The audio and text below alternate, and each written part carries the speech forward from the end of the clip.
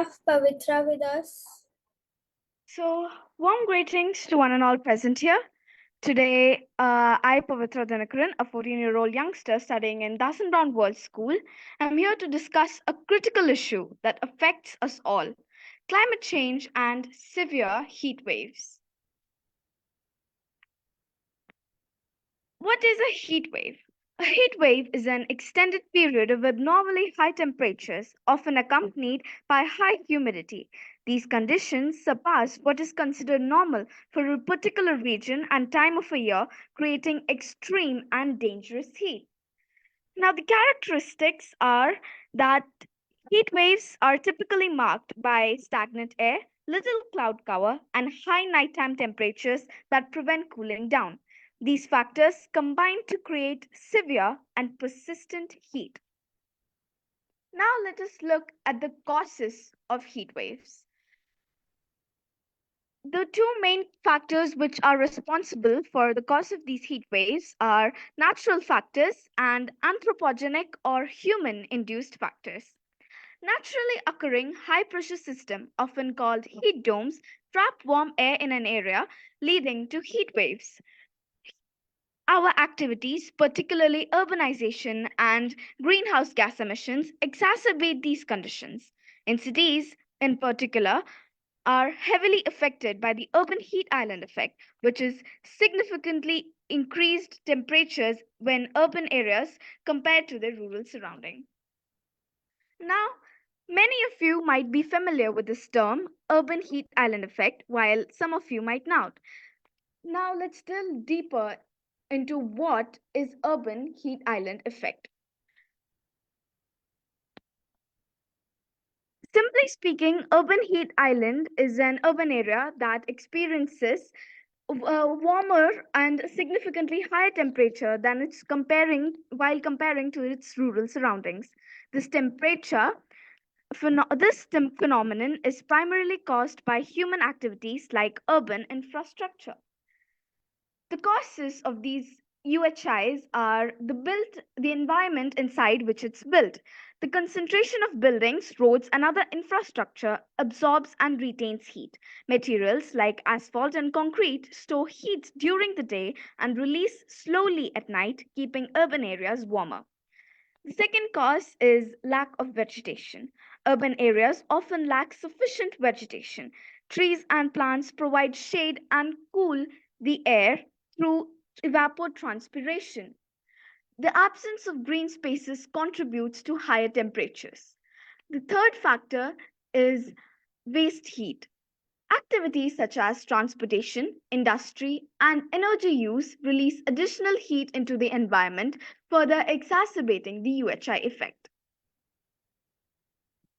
Evidence of climate change. Global temperatures are rising at an alarming rate. NASA reports that the past decade has been the warmest on record, with average temperatures steadily climbing due to the increased greenhouse emissions. There is an overwhelming scientific consensus that human activities are driving this change. The IPCC has extensively documented the link between our actions and rising temperatures. Increasing frequency of heat waves. The frequency and intensity of heat waves are increasing globally. Europe has experienced three of its hottest summers on record in the last 2 decades alone, affecting millions. Climate models predict that if current trends continue, heat waves will become even more frequent and severe, lasting longer and affecting more regions. Now, let us look at the impacts of these severe heat waves. The first impact is on human health. Severe heat waves pose significant health risks. Heat exhaustion, heat stroke, and dehydration can become deadly if not addressed promptly. The World Health Organization, WHO, estimates that thousands of deaths each year are directly related to extreme heat. The elderly, young children, and individuals with pre existing health conditions are particularly vulnerable to these severe heat waves. During 2003 European heat wave, an estimated 70,000 people died, primarily among these groups.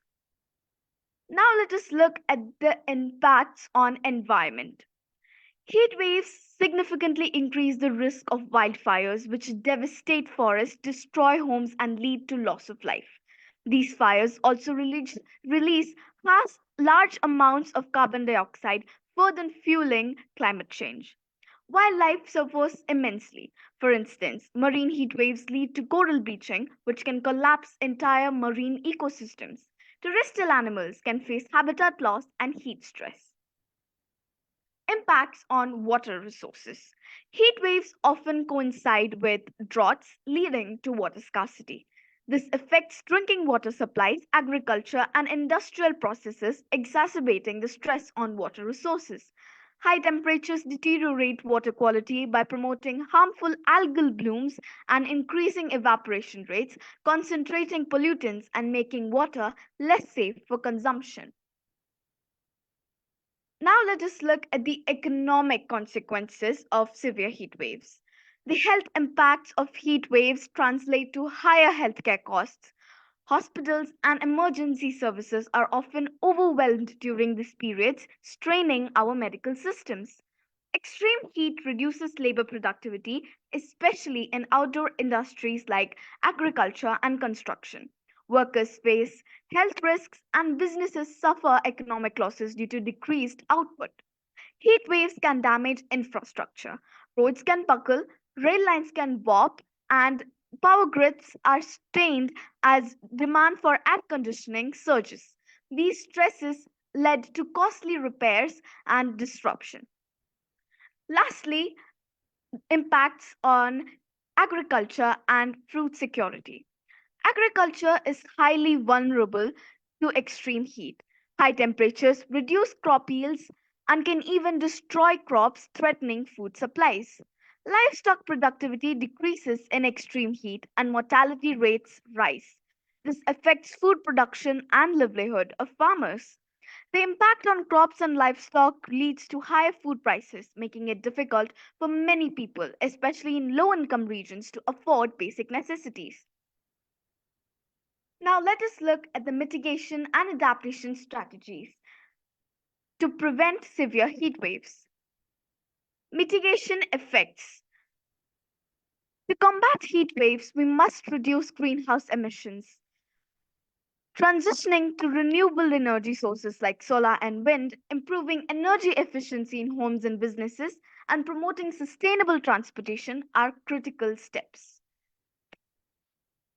One effective way to mitigate the UHI effect is by increasing green spaces. Planting more trees and creating parks can significantly cool urban areas.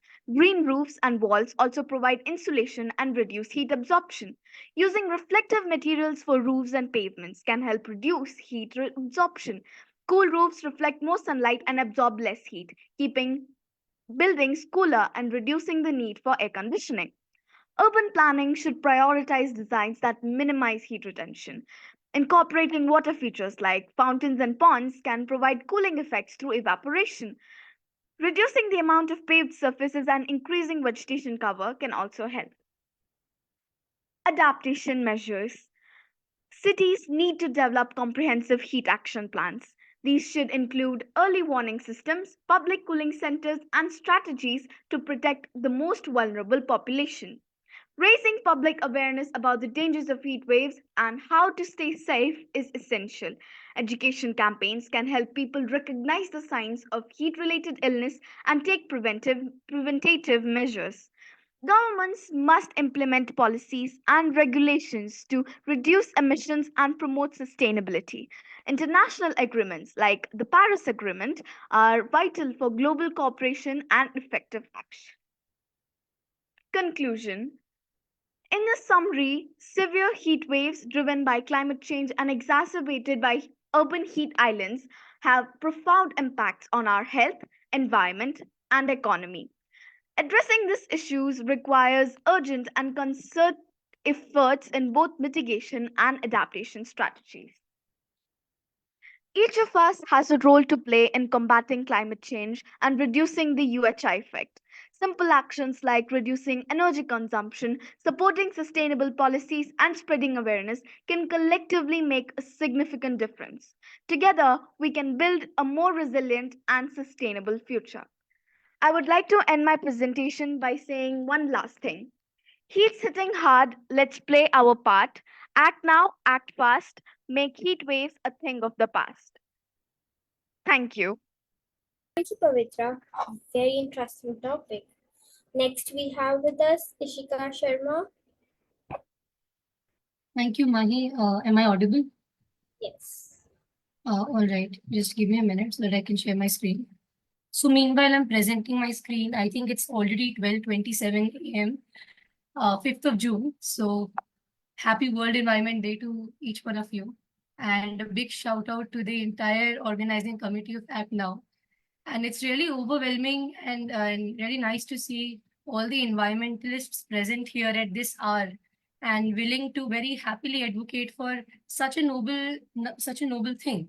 So if all of you could just raise your hands and once again highlight your presence and acknowledge the entire team and all the panelists which are yet to perform. Well, I can see a lot many hands. That's really great. Expecting a few more just to know that each one of you is here listening and trying to understand. That's really great. So I can see quite a lot of hands, and which is again a very motivating thing. So that's great. Once again, a big shout out to each one of you. Is my screen visible, Mahi? Yes, it is. All right, great. So before I move on to my content, a few things which I wanted to address. I think one of the speakers mentioned about how Indian politicians are a little callous as far as the environment thing is concerned, and how we are not taking a lot of measures. See, I really want, as Indians, we should acknowledge this fact that although India is hugely dependent on a non-renewable resource like coal, India is still participating in various programs like Just Transition Energy Partnership by G7, and also the Safe Soil program, which was recently conducted. Be it the fact that how India is promoting the International Millets Year program very strongly, despite of the fact that how good producers we are when it comes to rice and wheat. So let's focus on the optimistic part. And I think again, one of the panelists very rightly mentioned how we should refuse, reduce, reuse, recycle, and compost. So all the points which have been mentioned so far are really very enriching.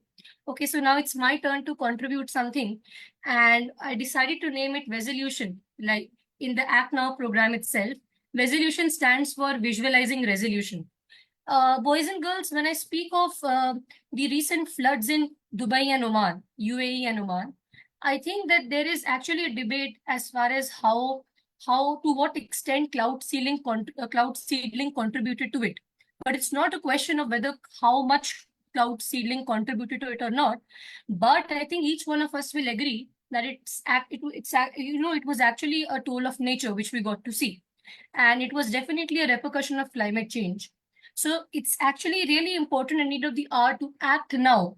But as far as acting now is concerned, I think that before acting, we really need to identify the problems, and we really need to be well versed with what exactly is wrong. I think many of us were talking about circular economy, we were talking about green infrastructure, environment sustainability at a very large scale. But what I feel is that firstly, we should act small and we should go with simple yet very powerful things which are under our control. So first thing which I want to address here, I think many of us mentioned about how important plantation drives are and how important deforestation is. But I think an even more important factor to be considered here is what needs to be planted. We all know how important planting is. We all know that we should plant trees. We should plant as much as possible. But I think a little more mindfulness will actually bring a gravity of change and will be more effective as far as contributing to our environment is concerned.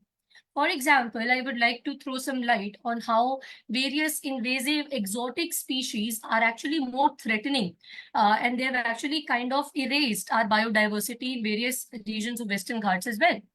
So again, we want to contribute in a positive way and not in a negative way. We see how even a report claims how invasive alien species can cause serious biodiversity threats, economic threats as well.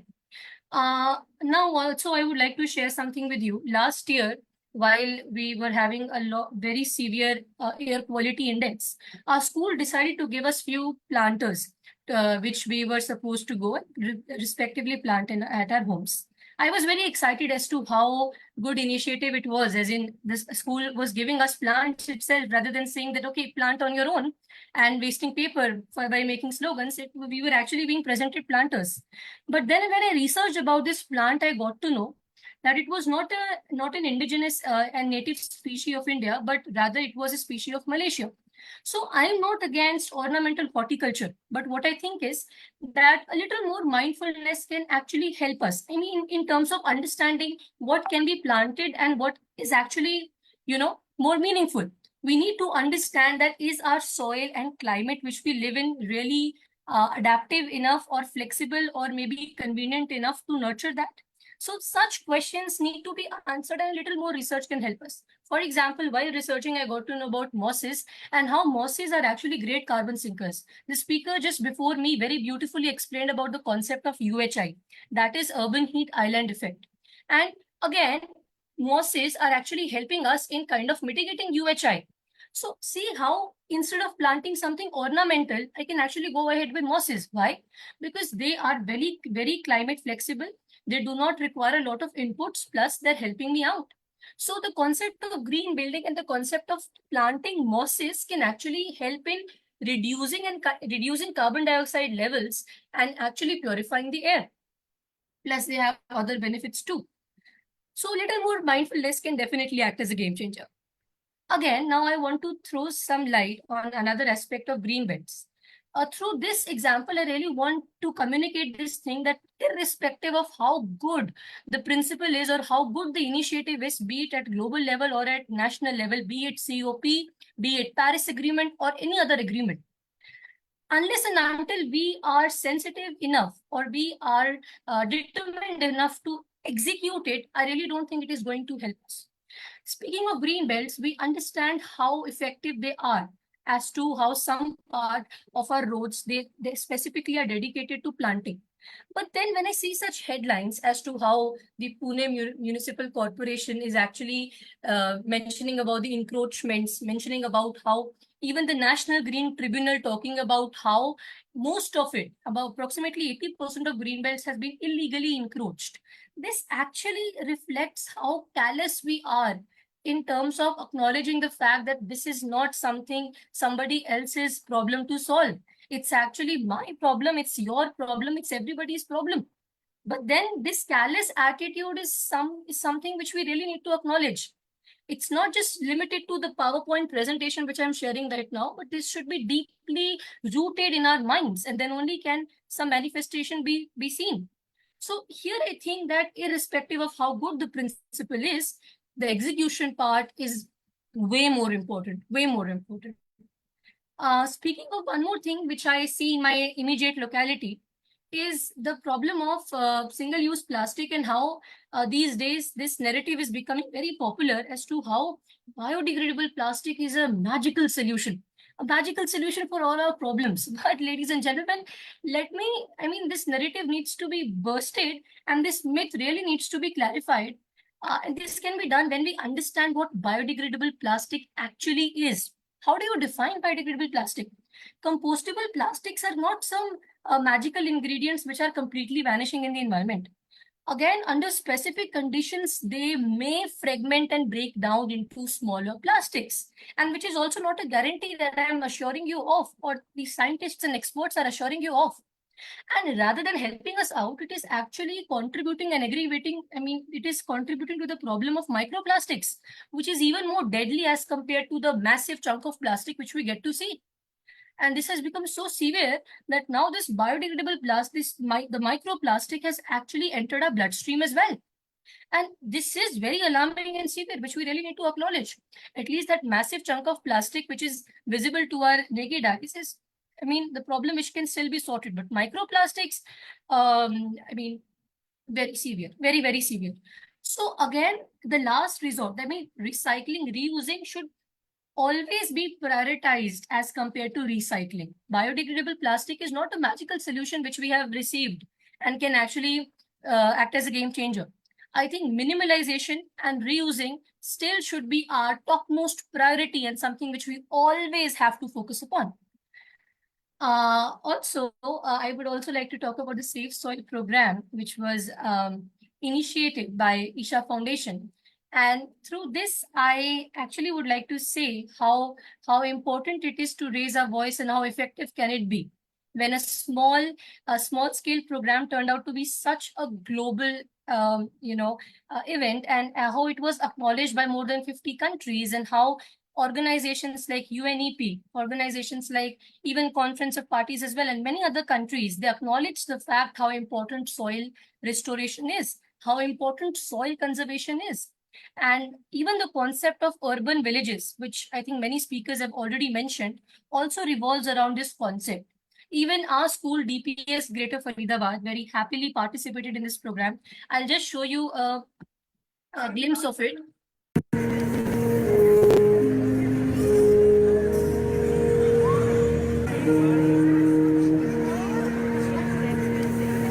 Joy of immense power and magnitude to have all the Indians of Faridabad gathered here together as one family to give forth a powerful message that India is supreme. India shall forever prevail. DPS Sector 81, DPS Greater Faridabad is here today with its dip sites to give you a message that is rooted in the Indianness that is within each one of us. Where the mind is free and the head is held high, Tagore envisioned an India of such a nature for its Indians.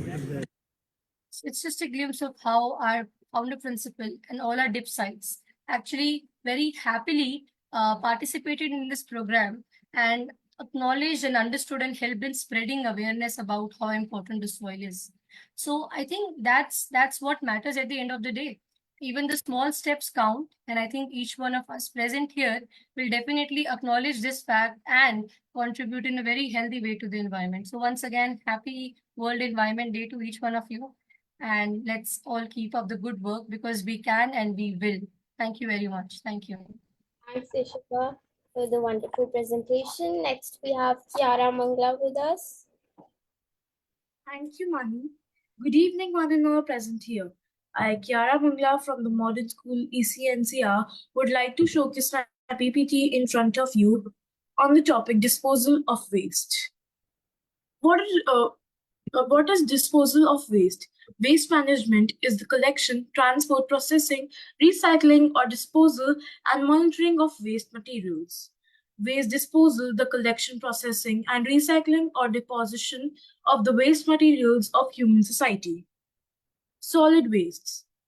RCRA states that solid waste means any garbage or refuse sludge from the wastewater treatment plant, water supply treatment plant, or air pollution control facility, and other discarded material resulting from industrial, commercial, mining, and agricultural operations, and from community activities. The output of daily waste depends upon the dietary habits, lifestyles, living standards, and the degree of urbanization and industrialization. The per capita daily solid waste produced ranges between 0.25 to 2.5 kg in different countries. In cities, it is also called refuse and litter in rural areas. How it affects health. It can release harmful chemicals into the air, contaminate water supplies, and create hazardous waste sites. Handling of solid waste improperly can also cause injuries. The health effects of solid waste management depend upon the type of waste and how it is handled. Exposure to toxic substances and pollutants can affect human health. Coming in contact with such waste can lead to skin irritation and blood infections. Experts point out that children are most vulnerable to pollutants. Sometimes the effects of waste disposal can have severe consequences on the environment. For instance, dumping untreated wastes into water bodies can have disastrous consequences on marine life. It can also potentially affect humans as toxic compounds can travel up the food chain through bioaccumulation. Dumping, the disposal of waste in the sea or on the land. We need to stop the dumping of rubbish into our canals. A landfill or a landfill site is also called a dump, garbage dump, dumping ground, or a tip. It is a large site that is used to dispose of waste materials. Landfills are the oldest as well as the most popular method of waste disposal. The drawbacks of dumping are: it is harmful for the environment as well as for the humans and other living organisms. The solid waste materials which are left in the open give out bad odor. The breeding grounds for mosquitoes, flies, and other harmful bacteria. Illegal dumping also can have environmental impacts by polluting our state waters, including groundwater, streams, rivers, ponds, lakes, etc., damaging our soil quality, affecting our air quality from open burning activities, and negatively impacting wildlife. Tomorrow never comes. Act now. Thank you. Thank you, Kiara. Now I would like Ronnie sir, could you play the track for this?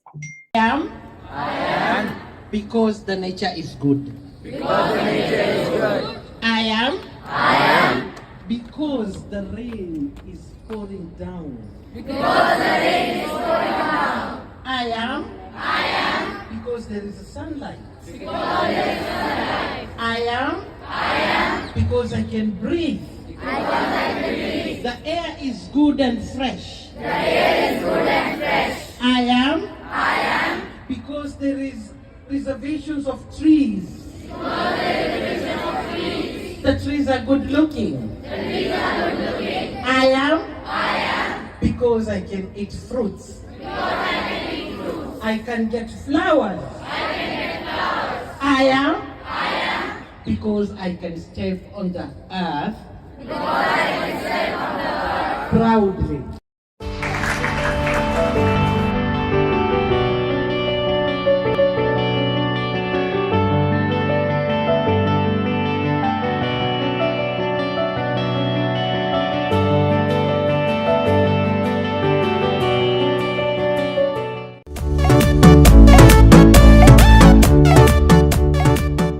On this great day, February 3rd and the 4th in Delhi, as you celebrate International Day of Human Fraternity, sending you first my warmest greetings, success in this pop festival, as I do at my level as President of Timor-Leste in our own country, in the whole of the country, to preserve peace and human fraternity.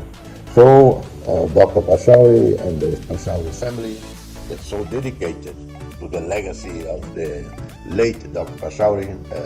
Congratulations and thank you for hosting this event, Pop Festival on Human Fraternity and Human Security. Namaste. First of all, I would like to congratulate and admire you for this very, very timely and important event. Protect our planet is not just a festival. It's a resolve we have to take back home. All of us know the problems, and therefore international community has pledged to ensure sustainability through Sustainable Development Goals. And there are 4 pillars of it. We have to ensure that how people are well protected, how planet is well protected, how prosperity grow and shared, and how peace is established and maintained. These are the 4 pillars of sustainability. But I know that how dedicated is Ash. I know his father has dedicated his life for the protection of planet, and he's taking forward his legacy. So I love him and I respect him as my own son, and I congratulate him personally.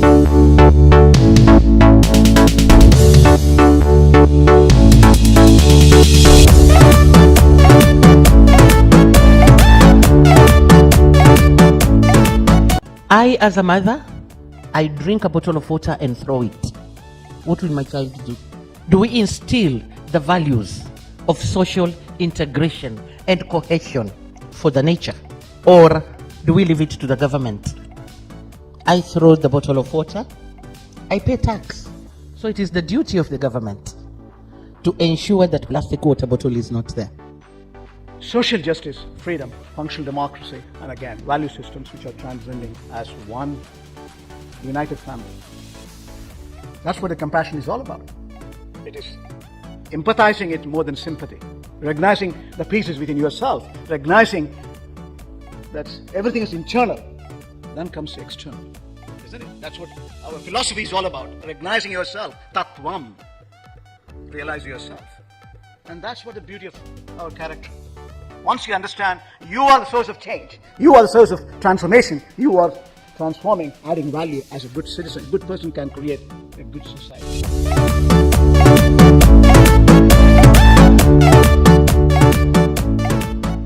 بسم الله الرحمن الرحيم. تحياتي لحضراتكم جميعا وأهنئكم بهذا الحدث المهم الذي تنظمه مؤسسة بوب موفمنت من أجل الأخوة الإنسانية، من أجل تعزيز حركة مواجهة أخطار البشرية وخاصة التغير المناخي. ربط هذا التحدي الإنساني الخطير وهو تغير المناخ بأهمية الأخوة الإنسانية في عالم اليوم هو موضوع مهم للغاية. فأنا أشكركم على تنظيم هذا الحدث المهم الذي يجمع نخبة من العاملين والمتميزين وصناع الأمل في عالمنا.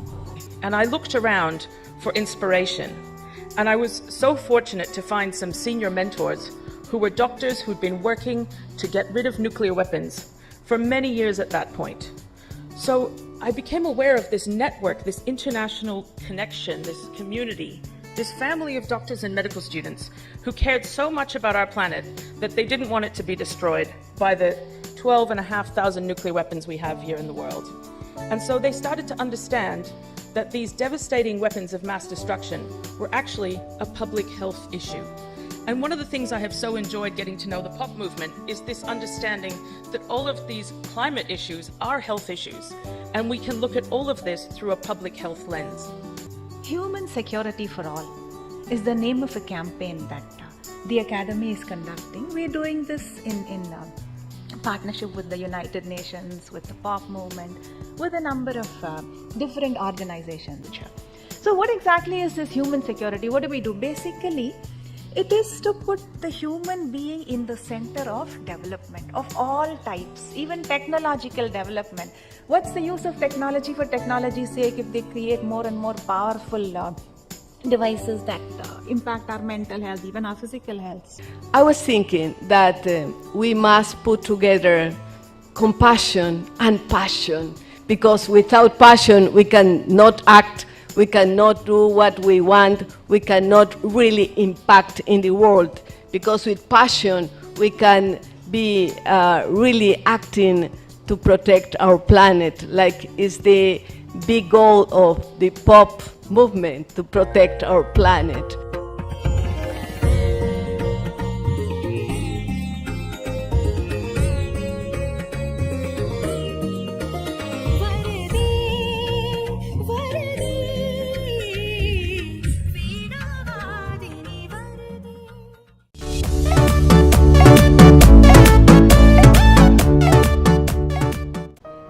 Climate change, there is some work, but the recognition of the serious nature of climate change and health is only very recent. The result is that we don't have any information. There is no data, data are not available. If data are not available, you cannot act. Now climate change seriously impacts mental health. It affects mental health directly and indirectly, resulting in mental illnesses and suicidal mortality.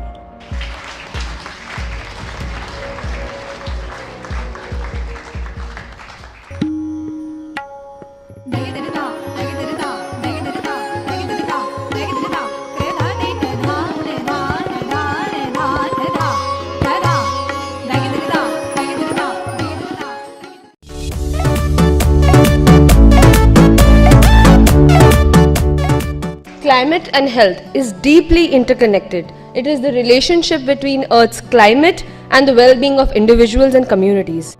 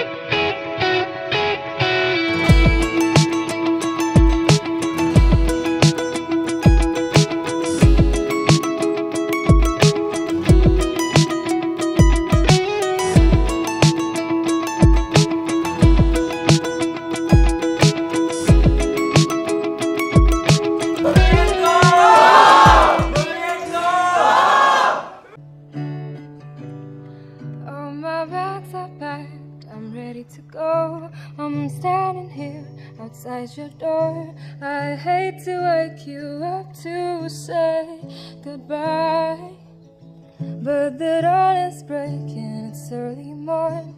The taxi's waiting, it's blowing its horns. Already I'm so lonesome I could die. So kiss me and smile for me. Tell me that you wait for me. Hold me like you live or let me go. 'Cause I'm leaving on a jet plane. I don't know when I'll be back again.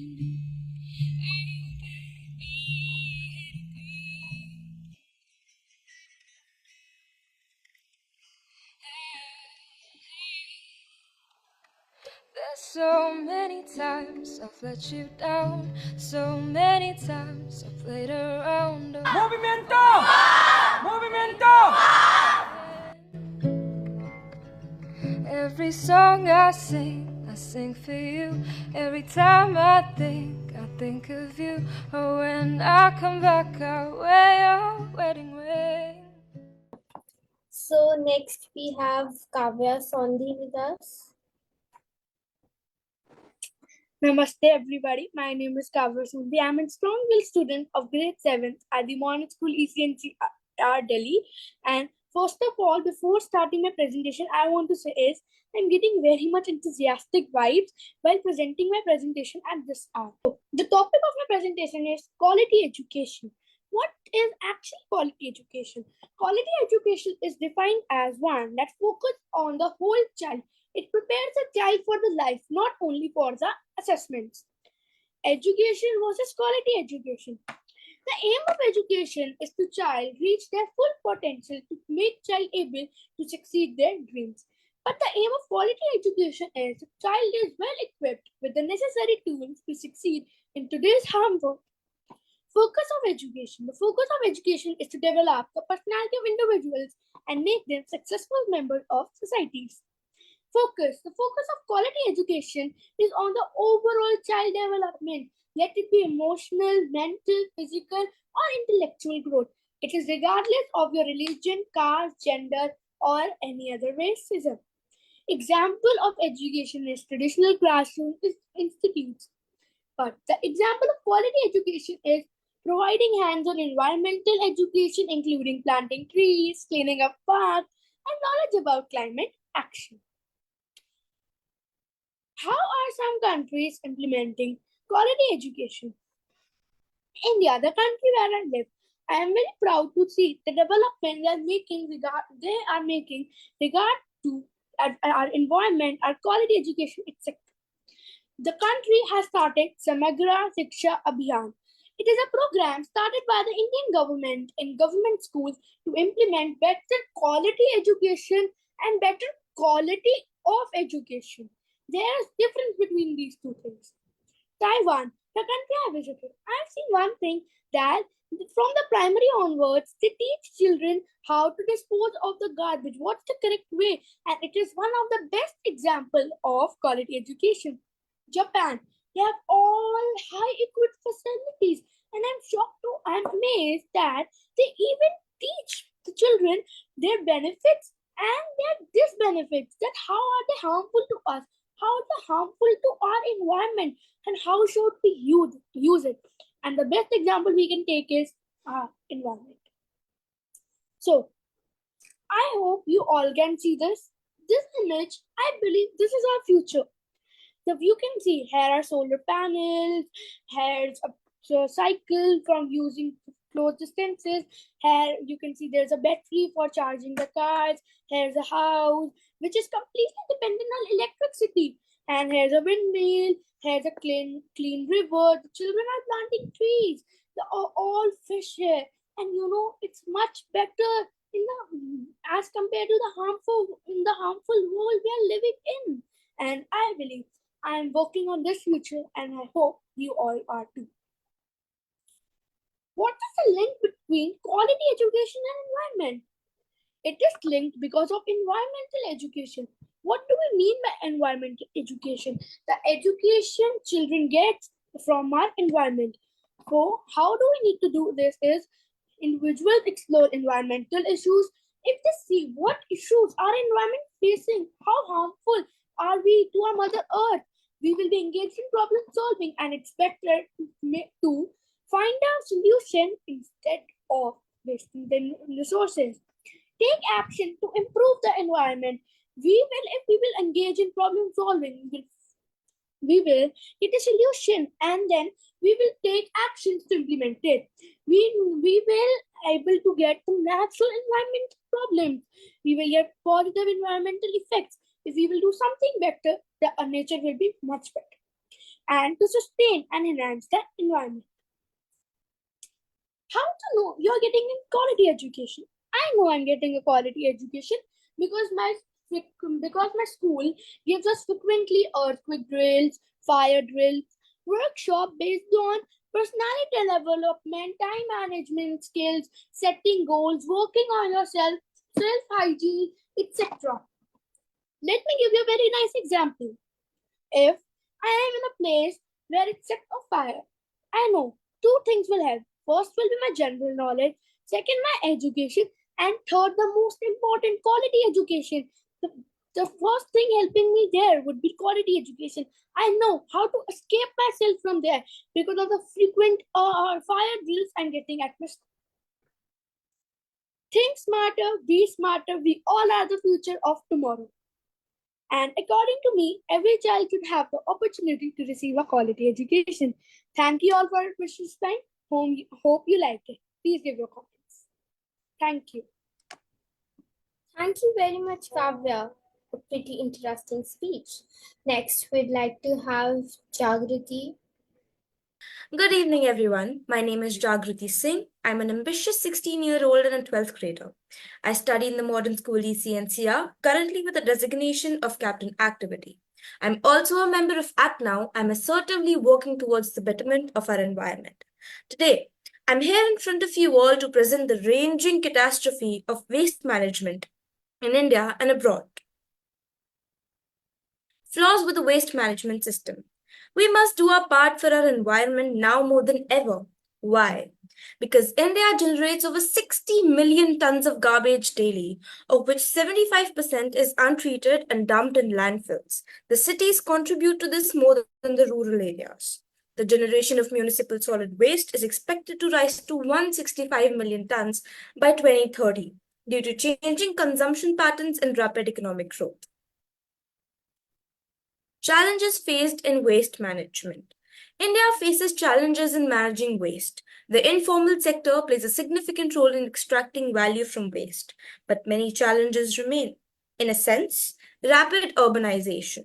Urban areas with 377 million people generate about 62 million tons of solid waste every year. However, only 43 million tons are collected and the rest ends up untreated or in landfills. E-waste is also a growing concern with projections showing a sustainable increase in e-waste generation. Lack of adequate garbage collection infrastructure with only 21 million garbage collectors compared to China's 700 million. Sorting recyclable materials is also a problem, as only about 30% of waste is properly sorted, leading valuable materials like aluminium and plastics to end up in landfills instead of being recycled. Waste management around the world. Germany recycles 70% of all waste produced. This is the most in the world. The country achieves this through their policies regarding waste. Companies are held responsible to whether or not their packaging is recyclable. When consumers purchase goods, they are then responsible for the disposal of them. As well as these policies, the country has implicated the Green Dot policy, which means all recycled packaging must be marked and need to be approved to use that mark. Companies also have to pay a fee when more packaging is used. This has led to not only less packaging, but also thinner glass, paper, and metal. Solutions to waste management. Scientific studies and plannings. It means understanding the type of waste, the costs involved, and the best location for disposable facilities. Innovative technology. India needs to invest in innovative technologies and develop a better recycling infrastructure. Improve waste collection. India has more frequent services, use machines to collect waste, and coordinates the timing of collection with waste generation. Strictly implementing waste management rules, especially the polluter pays principle, is crucial to penalize those who don't comply. Public awareness. India needs to educate people through community organizations and self-help groups about separating waste, recycling, and composting to make the process more effective and sustainable. In England, there is also a project where the public can donate unneeded school uniform and sports kit items, which are then given to families and children that need them. This not only helps the local community, but also reduces the amount of textile waste that can also be implemented in our schools, colleges, office areas, and neighborhood. How to start managing waste at home. The news often reports about animals that end up choking on plastic water or marine life getting stuck in plastic underwater. These are signs that we must try and reduce the use of plastic as much as possible in our daily life. Avoid buying plastic water bottles. Instead, carry your own water bottle whenever you step out. Use steel or glass cups instead of plastic ones and carry a cloth bag with you every time you go out shopping. You can even be a little creative and turn your old jeans or pieces of denim into bags. Many countries do this and have managed to reduce waste a great deal. We must emulate the best practices and form healthful habits, since waste management at home is the need of the hour. Segregation garbage into degradable and non-degradable waste. You can also create compost at home with leftover food, fruit, and vegetable peels, etc. Waste segregation not only makes the process of recycling much easier, but it will also help in maintaining a healthy and green surrounding. Composting can reduce waste by turning wet waste into fertilizers for plants. Besides, if you have or are planning to grow your own garden, you will have homemade, eco-friendly, chemical-free fertilizers to nourish your grains. Choose to pay all your bills online. It is faster and paper-free. Ask your banks and other sources to send you e-statement or e-bills. Another advantage of this method is that you can put it up on your online calendar and make automated payments so you never miss a payment. Yes, we understand that using no paper at all requires a very high level of commitment towards the environment. However, what you can do is use a little paper and paper products in your home as possible. You can use cloth rags instead of paper towels in the kitchen, maintain soft copies of your journals rather than using a notebook or a diary, buy e-books instead of hard copies, switch to using handkerchiefs and avoiding tissue papers to wipe your hands and face. Prefer metal or eco-friendly bamboo jute plates and cutlery instead of using paper plates when needed. Making such small changes in your choices can lead to a big change and enable house waste management. So let us all come together and take small step towards a sustainable environment. Let all of us act now. Thank you. Thank you, Jagriti. Next, I would like to ask Prashasti to present. Hello, I'm allowed to share screen now? Yeah. Namaste everyone, I'm Prashasti Pandey from the Sri Ram Universal School, Greater Noida, West India. And today I'll be talking on the SDG goal of UN. And before that, I would like to narrate a story which is all about a young girl named Maya and how she lives in a typical neighborhood of Delhi. So let's get started. In a typical high school of Delhi, nested in the heart of ordinary neighborhood, there lived a student named Maya. Unlike many of her peers, Maya is acutely aware of the impact of her consumption habits on the planet. She is passionate about protecting the environment, and every day as she navigates through the hall of her school, Maya couldn't help but notice the amount of waste being generated. Determined to make a difference, Maya decided to take action. With help of her teachers and friends, she created Eco Club Society and conducted workshops on awareness about the importance of reducing waste, conserving resources, and making ethical purchasing decisions. At first, most of these students ignored what Maya and her friends were saying, but Maya didn't give up. She and her friends kept showing others how to do it right by bringing their own water bottle and lunch container in school. By that time, everyone gradually understood what she meant and started taking more initiatives like her and participating more events related to conserve Mother Earth. By then, Eco Club was now famous in her neighboring school and also in her school. And at the end, she and her friends were now successful in establishing their motive. So, can you guess which SDG goal truly inspired Maya? Well, that's SDG goal number 12, responsible consumption and production. Thank you. And I would now like to present my presentation on SDG goal 12. What exactly is SDG 12? So, doing responsible consumption and production practices that minimize waste, reduce environmental depletion, and promote the efficient use of resources. It addresses the need to undo economic growth from resource reduction and environmental degradation by encouraging sustainable practices in industries, businesses, and individuals. Importance of SDG 12. It encourages more sustainable and consumption patterns and it meant to ensure good use of resource, improve energy efficiency and sustainable infrastructure. It provide access to basic services, create green and decent jobs, and ensure a better quality of life for all. SDG 12 have 11 targets achieved by at least 2030, and progress towards the targets is measured using 13 indicators. Challenges faced in implementation of SDG 12. Well, first one is resource depletion. People are using Earth's resource faster than they can replenish because we consume too much and develop things in a way that can affect the environment. Waste management, our waste, mostly plastic, is polluting our ocean and land because we don't know how to dispose it properly. Economic difference. Some countries have money and technology to be more eco-friendly, but others don't, creating a big gap between them. Behavior change. It is hard to convince everyone to make sustainable choices because many prefer what is easy and cheap, even if it's bad for the planet. They choose affordability over sustainability. Key areas to achieve SDG 12. First one is sustainable consumption, encouraging individuals and businesses to make informed choices that reduce their environmental impact. Second one is sustainable production.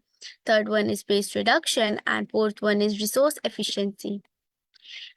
There are some facts on SDG 12 which I would like to share. 1/3 of all food produced in the world ends up as waste.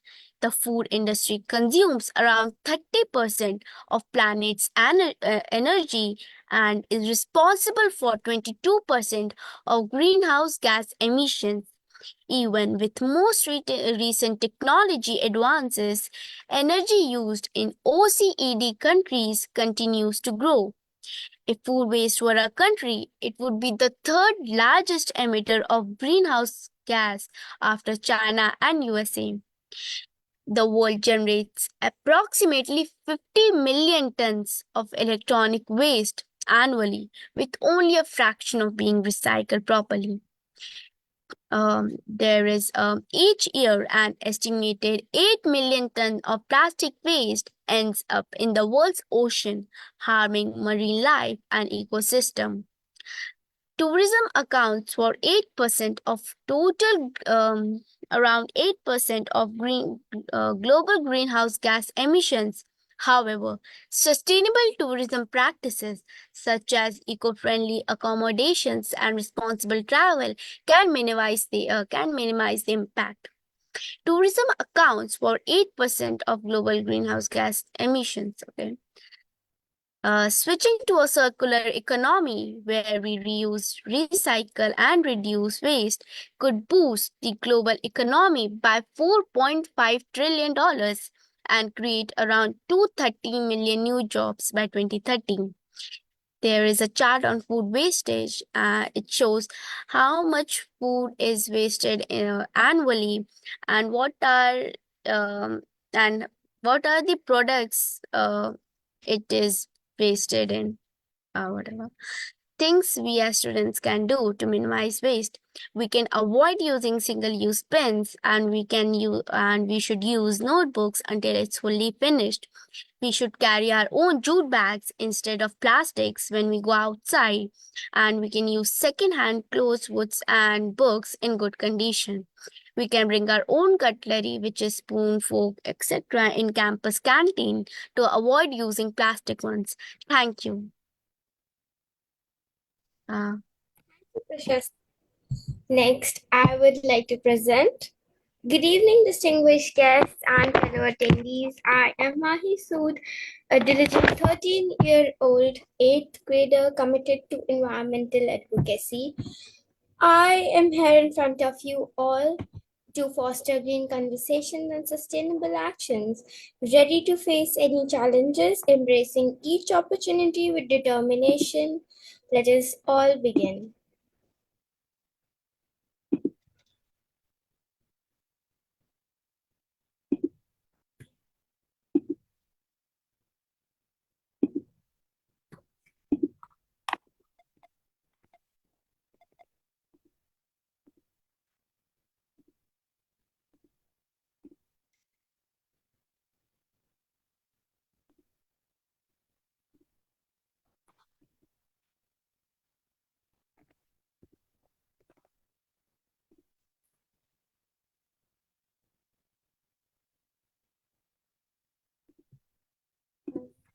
Could you see my screen? Not yet. Yeah, now we can. Okay. Yes, we can see your screen. So the topic for today is ocean acidification.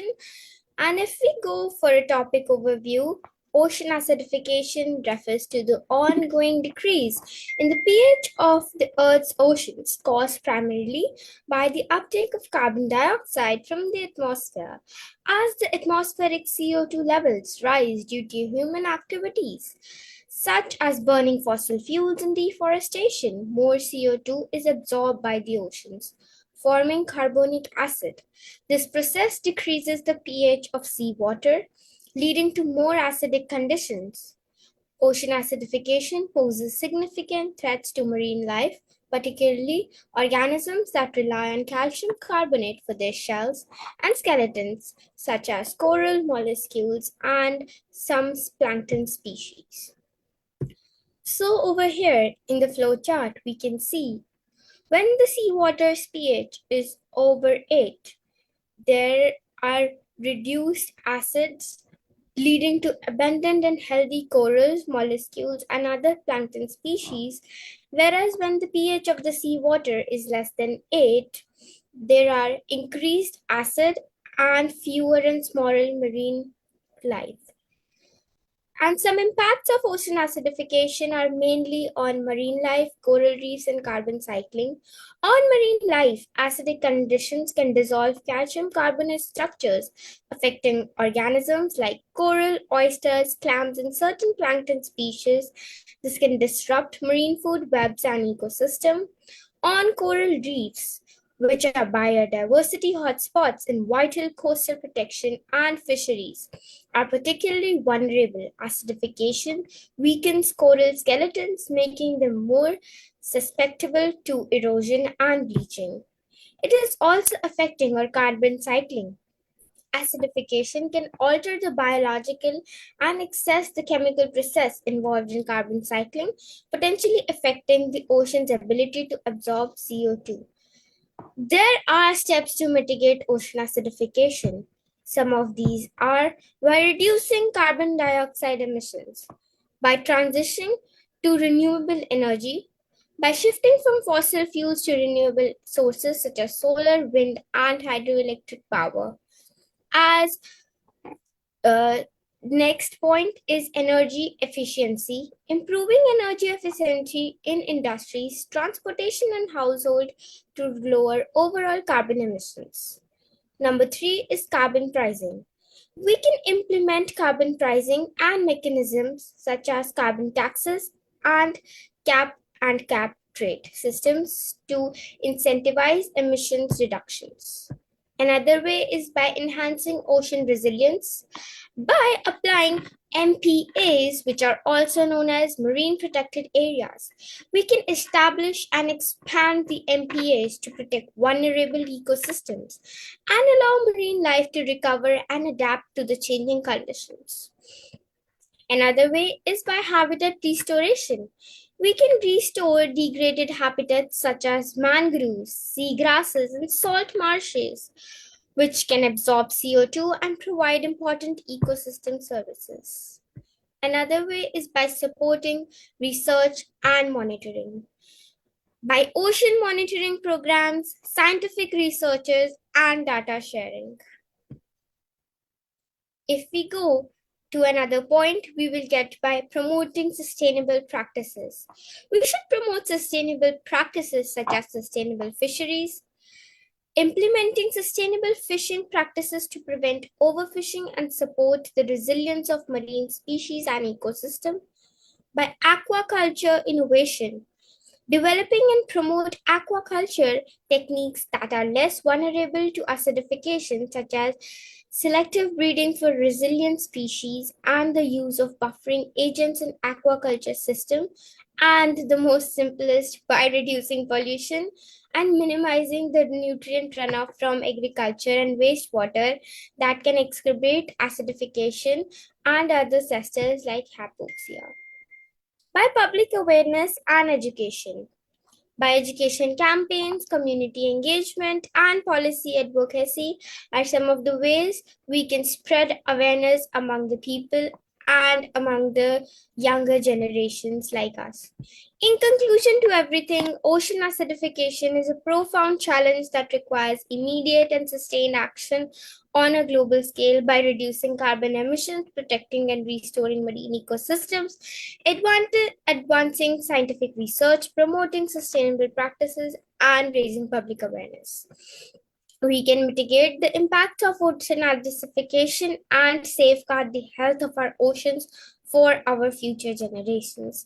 Addressing ocean acidification not only protects marine life and ecosystem, but also supports human communities that rely on ocean for food, livelihoods, and cultural heritage. Together, we can create a more resilient and sustainable future for our planet's ocean. At the end, I would like to conclude a short story. I had always felt a deep connection to the ocean as a daughter of a captain. I grew up hearing the tales of the seas, the wonders, and the mysteries from my father. I went to the Great Barrier Reef in 2019, and after that in 2023. There was a huge difference. I began to notice subtle changes in the ocean's demeanor. The once great, vibrant Great Barrier Reefs in Australia began to fade, their colors muted and lifeless.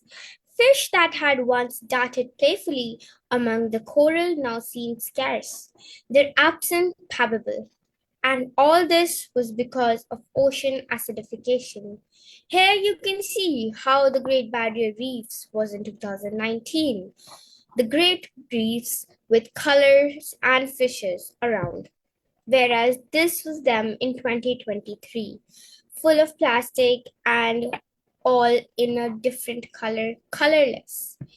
So let us all get together, act now, react now, it will soon have an impact now. Thank you for your attention and time today. I appreciate the opportunity to share these insights with you. Let us all continue to work together to address the challenges we face and make a positive impact on our environment. Thank you once again. Next, I would like to call Pankuri Goyal to present. Yeah, sure. Thank you, Mahi. Wait a second. Good evening, everyone. I am Pankuri Goyal from the Modern School ECNCR, an ACNAW member and a 7th grader. Today, let's dive into the often overlooked world of life below water. Introduction to aquatic life. These include oceans, seas, rivers, lakes, etc. They are vital to the health of planet and human well-being as well. The significance can be summarized as: first, support biodiversity, provide habitats for a vast area of species. Second, regulate climate, absorb heat and carbon dioxide, influencing global climate. Third, provide resources, supply food, minerals, and energy vital for economies. Fourth, offer ecosystem services, facilitate water purification, flood control, and recreation. Diversity and richness of underwater life. First, high biodiversity. Aquatic ecosystems host a vast array of species, from microscopic plankton to large marine mammals. Second, rich habitat. These ecosystems include diverse habitats such as coral reef, deep sea vents, each supporting a wide variety of life forms. Biodiversity underwater. Biodiversity hub. Oceans and freshwater systems contain approximately 80% of the planet's biodiversity, hosting a vast array of species. Second, rich habitats. These aquatic ecosystems include diverse environments like coral reef and wetland, each teeming with unique life forms. Third, key ecosystems are coral reef, mangroves, deep sea, freshwater lakes, and rivers. Importance of aquatic ecosystem. Ecosystem services. First, oxygen production and climate regulation. Oceans produce over 50% of the world's oxygen and play a key role in regulating the global climate by absorbing carbon dioxide and distributing heat. Second, nutrient cycling. Aquatic ecosystems are essential for nutrient cycling, recycling vital elements like carbon and nitrogen, which support both aquatic and terrestrial life. Third, economic support. Aquatic ecosystems are vital for human livelihoods through fishing, providing a significant source of food and employment worldwide. Fourth, tourism and cultural value. These ecosystems attract tourism and hold cultural significance, enriching human experiences and local economies. Now, you must be wondering what am I talking about?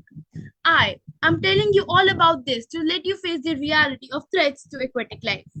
First, pollution threat. Aquatic ecosystems are severely impacted by pollution, including plastic waste and chemical runoff, which harm wildlife and degrade water quality. Second, overfishing and unsustainable fishing practices deplete fish populations, disrupt marine ecosystems, and threaten aquatic biodiversity. These practices include bycatch and overharvesting, lead to collapse of fish stocks and habitat degradation. Sustainable methods like setting catch limits and using selective gear are crucial to maintaining healthy fish populations and ecosystems. Third, climate change warms and acidifies oceans, disrupting marine life, causing coral bleaching and weakening organism shells, which threaten aquatic animals. Fourth, habitat destruction, including coral bleaching and mangrove deforestation, devastates marine ecosystem, reduces biodiversity, and disrupts coastal protection and fish nurseries. Conservation efforts. What can we do to conserve marine life? First, we can take help of Marine Protected Areas (MPAS). So what is basically MPAS?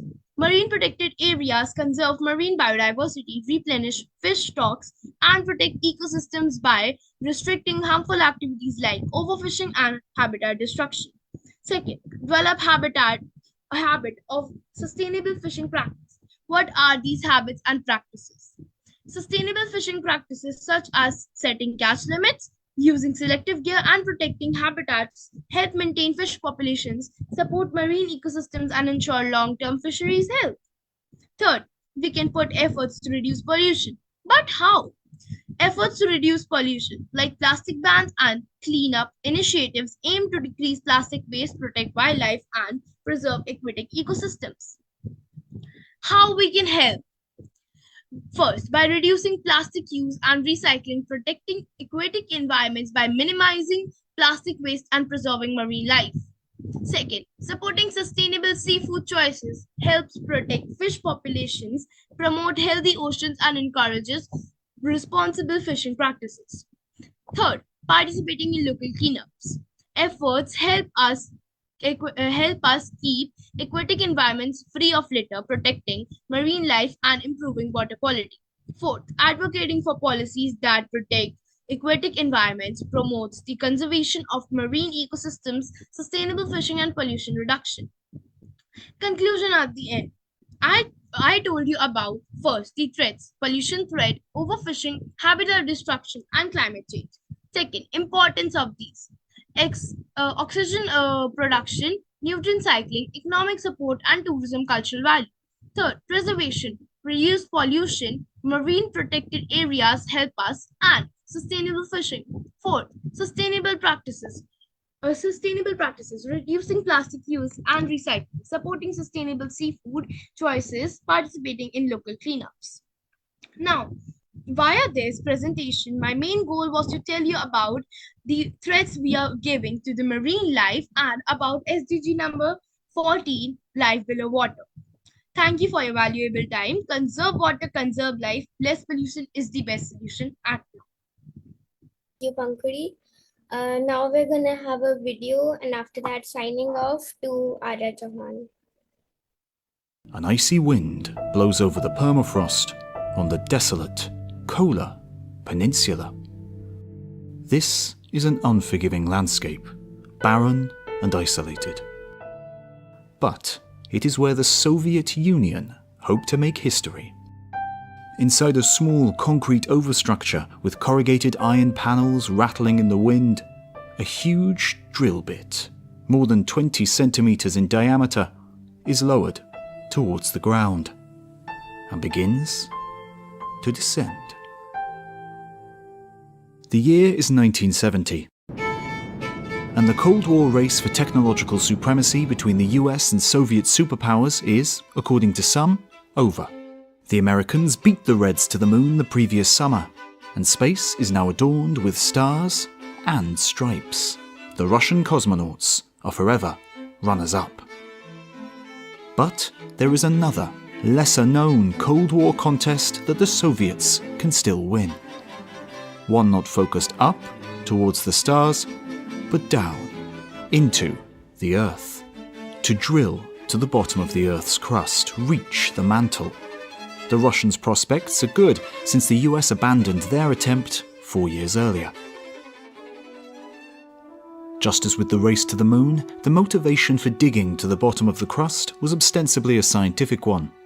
Although we have rocks that have been uplifted, altered and fractured from the top of the mantle, we don't have any fresh samples from this huge shell of scorching, flowing rock. Geologists don't know for sure its composition, temperature, or dynamics.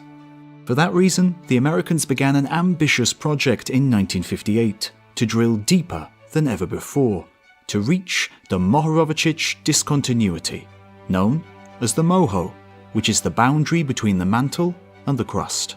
For this so-called Project MOHOLE, they chose to drill into the sea floor, where the oceanic crust is thinner. Unfortunately, that meant drilling from a floating platform on the open ocean, something that is common now but had never been done before. The development costs soared and the project was abandoned in 1966. They had drilled just 183 meters down. So, in 1970, the Soviets began their own effort to reach the MOHO.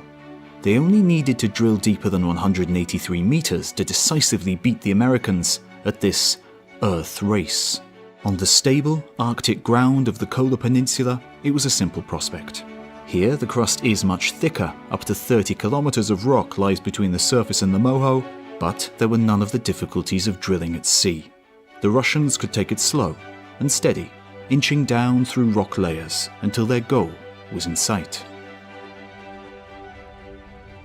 The Kola Super Deep Borehole is only 20 centimeters wide, but it passes through 12 kilometers, the deepest man-made hole on the planet. And these super deep rocks give scientists an incredible timeline view of the early Earth. And at around 2 billion years old, these rocks have been folded, faulted and squeezed, metamorphosed into new forms. But they can still be reconstructed to give a glimpse of the environments of their formation.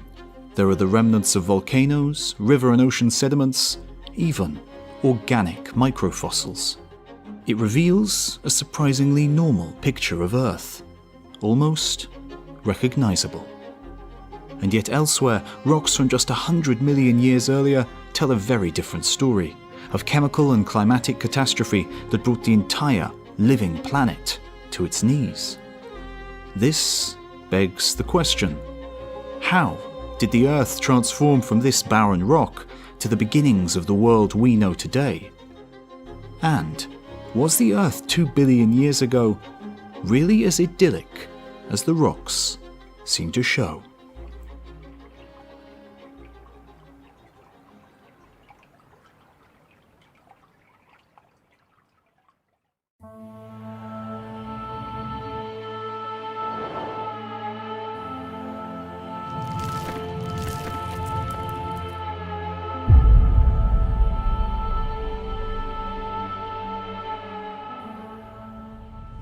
This video is sponsored by Magellan TV, the documentary streaming service. Big thanks to everyone who's subscribed to the new channel, and if you haven't, check it out, mind-melting stuff. And as with History of the Earth, it pairs very well with Magellan TV. Magellan has a huge range of documentaries on a huge range of topics, from dinosaurs to the edge of theoretical physics. One example we enjoyed recently was Earth in 1,000 years, a fascinating insight into what the future holds for our planet. A great companion piece for this video, and one of more than 3,000 documentaries available. And you can now take advantage of an exclusive offer, 30% off an annual membership. This gives you an entire year for less than $3.50 a month, even if you've joined Magellan before and lapsed. You can simply click on the link in the description to claim your discounted membership today. Thanks.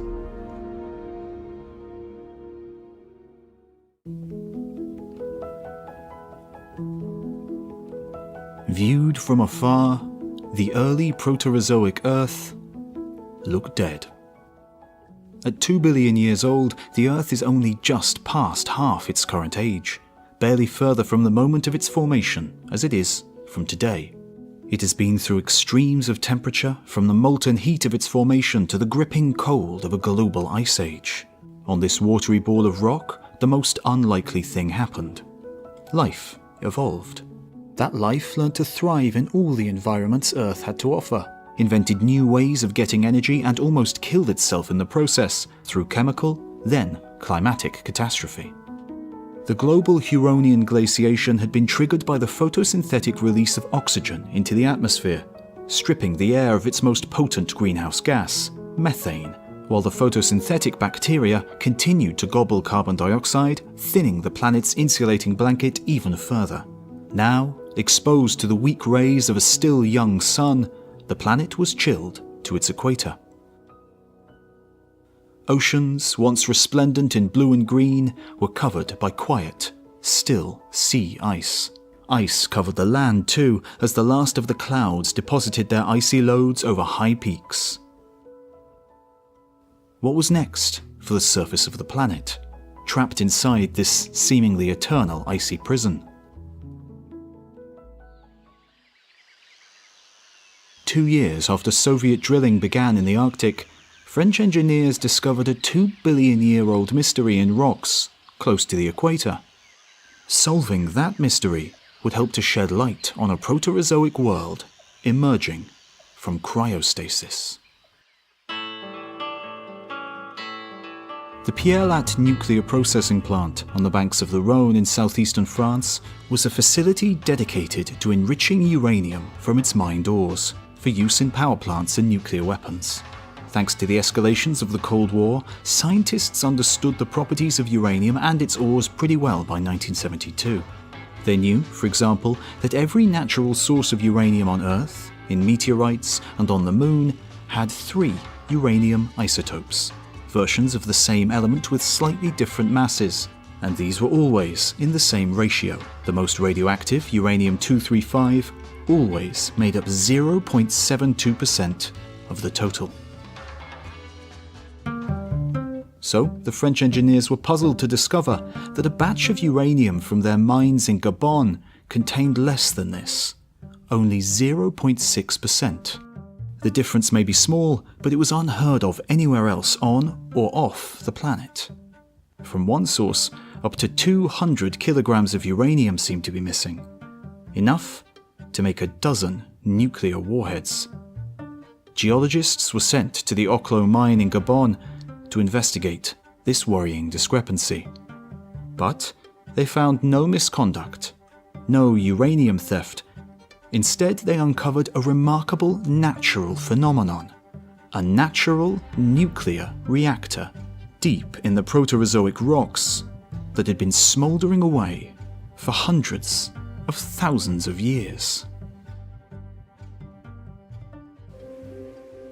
The heavy element uranium is formed under special conditions when stars explode in devastating supernova. When the Earth first formed around the newly ignited Sun, it captured free-floating uranium from the swirling disk of dust and gas that writhed around the young star. And so, our planet is filled with it, inside and out. But uranium is of greatest interest to us humans when it is concentrated further, allowing us to easily extract its ores for use in our energy-hungry, warring civilizations. One of the best ways for uranium to be gathered together and concentrated is through the vast cycling of rocks and water through the surface layers of the Earth. The element can dissolve in water and be transported along with river sediments or through hydrothermal plumbing systems that surround volcanoes. At the Oklo mine in Gabon, the uranium had been gathered together by mineralizing volcanic fluids that flowed through truly ancient sedimentary rocks rich in organic carbon. And around 2 billion years ago, tectonic forces began to uplift these rocks towards the surface, along with their uranium mineral veins. It appeared that the particular natural processes operating here were enough to concentrate the uranium-235 to far higher levels than is normally found. As they were uplifted towards the surface, groundwater would penetrate the rocks and surround the uranium. The water acts to slow down the neutron products of radioactive decay, keeping them close and helping to trigger a chain reaction within the densely concentrated uranium deposit. And so, a self-sustaining nuclear reaction could continue naturally for a while. Eventually, the heat released by the ongoing decay would be enough to boil the mediating water, creating powerful plumes of radioactive steam that burst out of the Earth's surface like toxic geysers. When these yellow-ringed geysers erupt, the reaction underground slows to a halt. Without the water to sustain the fission, the decay products fly harmlessly away. And so this continued, in pulses of fission that lasted 30 minutes. This faithful cycle continued for hundreds of millennia, until the uranium at Oklo, once so rich, was depleted below natural levels, and the natural reactor fell silent forever. The discovery of a 2-billion-year-old nuclear reactor in the rocks of Gabon was groundbreaking, confirming theories made decades earlier, but as well as giving us a window into a bizarre and dynamic environment that existed 2,000 million years ago, they also tell us a lot about normal Earth processes at this time. There were stable sedimentary environments, like rivers, deltas, and shallow ocean basins, where living things lived and died in great numbers to enrich the sediments in organic carbon. These sediments and their resulting rocks are suffused with hydrothermal and volcanic plumbing systems, which concentrate rare minerals and alter the chemistry of the very rocks they penetrate. And tectonic forces continually warp these rocks as they are formed, forcing them deeper down into the crust or uplifting them to the surface, where they are exposed to water, air, and biological attack. That all may sound familiar. Indeed, they are the very processes that shape the surface of our planet today. But they are a surprise, coming so soon after the vicious Huronian Big Freeze. Although Gabon doesn't tell us how, it shows us that 2 billion years ago, the Earth does emerge. It has been covered by ice from pole to equator for hundreds of millions of years. Life has struggled on where it could. But now, thanks to forces hidden deep within the Earth, the tide is quite literally beginning to turn.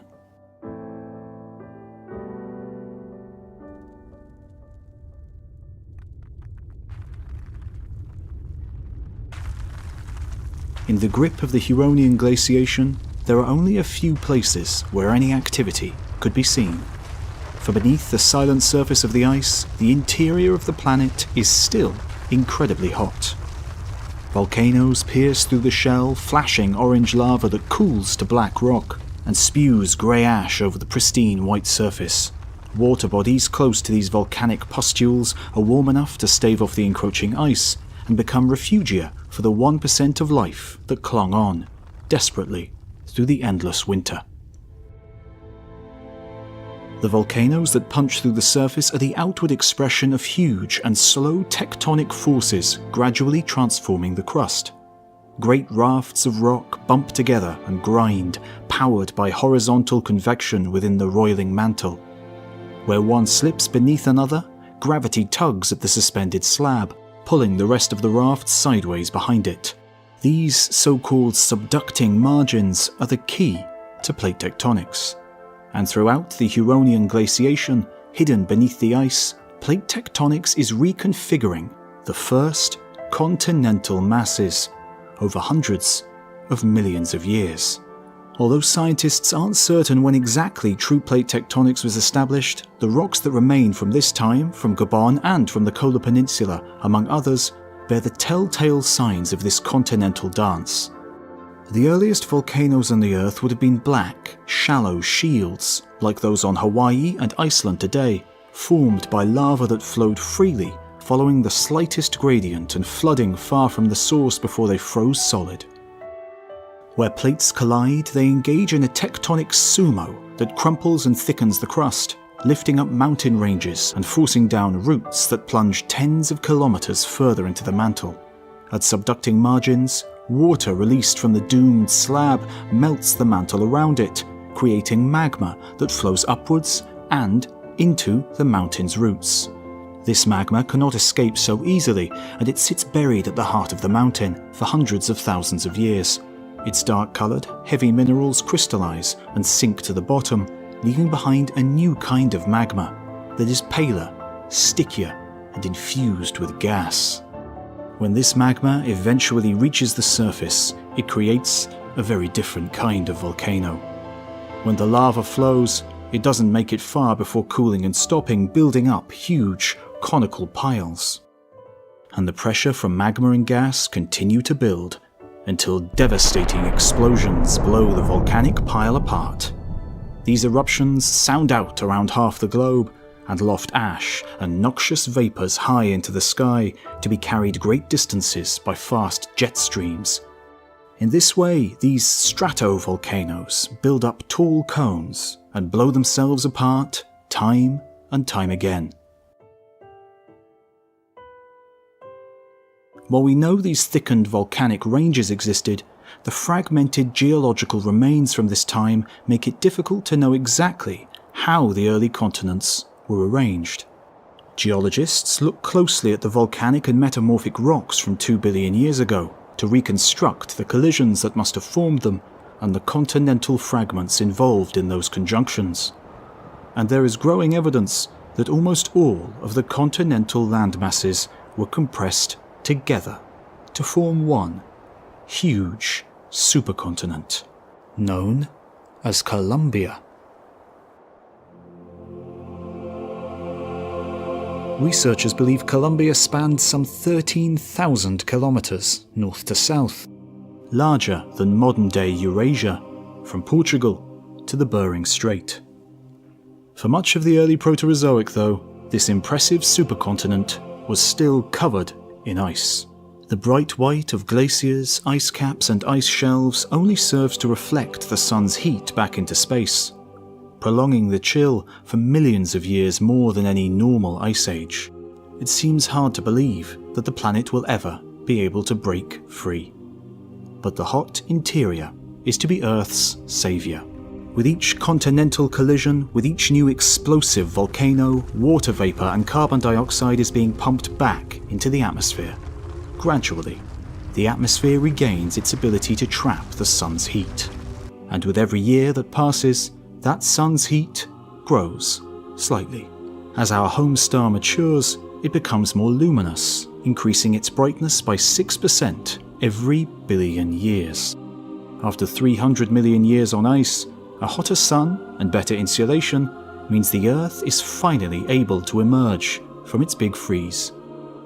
Just as the white ice had reflected the sun's warmth, the newly exposed dark oceans and land surfaces absorb it, speeding up the ice's retreat. It may have only taken a few hundred years for Earth to be reborn. But all of the water, once locked away in ice, must go somewhere. And that somewhere is, of course, the oceans. Huge influxes of fresh water into the Proterozoic oceans creates a global sea level rise of massive proportions. Coastlines are drowned, and the Colombian supercontinent shrinks from its edges as newly formed land surfaces are reclaimed by the sea. And worldwide, rocks from 2 billion years ago preserve the record of this global flood, known to geologists as a marine transgression. Sedimentary rocks gradually encroach over older, weathered land surfaces, and we can reconstruct wide continental shelves bearing vast river deltas. Where water breaches hilly landscapes, sheltered bays and lagoons are formed, scalloping the edges of the continent. These shallow waters are filled with fine, nutrient-rich sediments, the product of new erosional chemistry on virgin rock surfaces. The lagoons turn a tropical blue as gentle waves lap the fractal coastline. The planet basks in the sun. The Great Flood that took place 2 billion years ago was indeed a monumental event, but it was not an apocalyptic one. For a living biosphere confined to the oceans, the drowning of the shoreline was to be celebrated, not feared. The marine transgression served to create a veritable Eden for the photosynthetic life forms that craved both the water and the light. And in this newfound paradise, they wasted no time in expanding, multiplying, and even experimenting.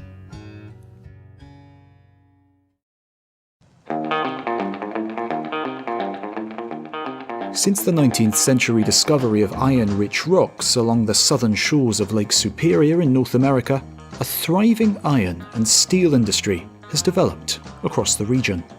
These rocks alone may be thanked for the success of the automobile industry in Detroit, which came to transform the face of America itself. So it is little surprise that these Proterozoic deposits have been the subject of much study over the last 150 years. By understanding exactly how they formed, when and under what conditions, geologists hope to unlock the Proterozoic rock record and reveal more ancient hidden treasures.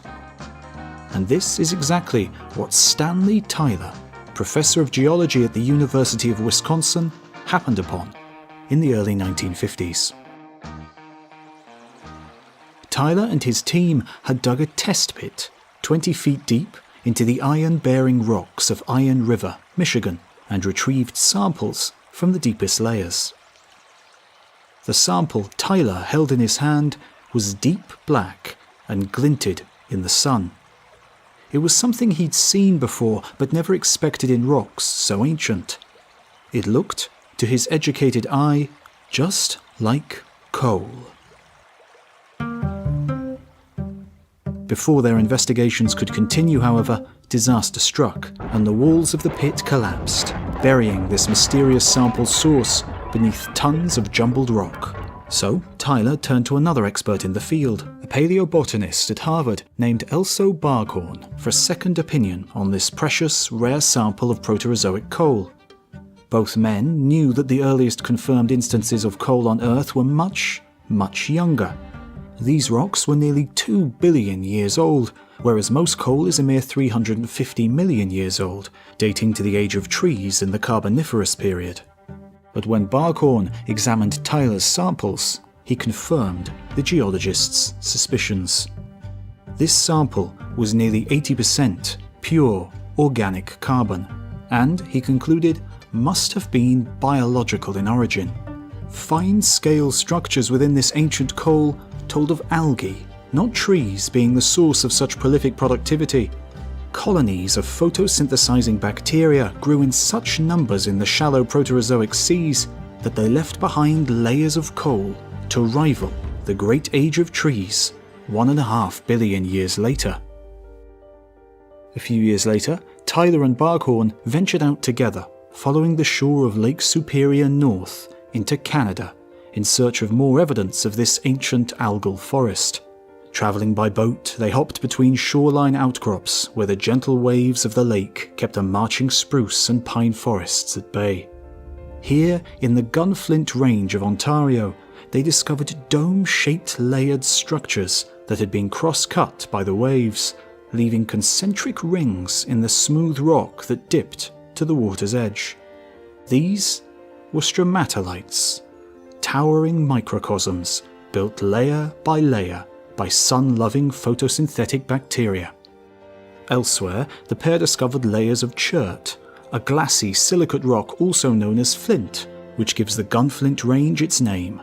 This chert was as black as the coal Tyler had found years before, so the professors gathered as much as they could for closer study when they got back on dry land. They carefully sliced and ground paper-thin sections of the dark chert until light could pass easily through the silicate minerals. Under the microscope, the cause of the black colour was finally revealed.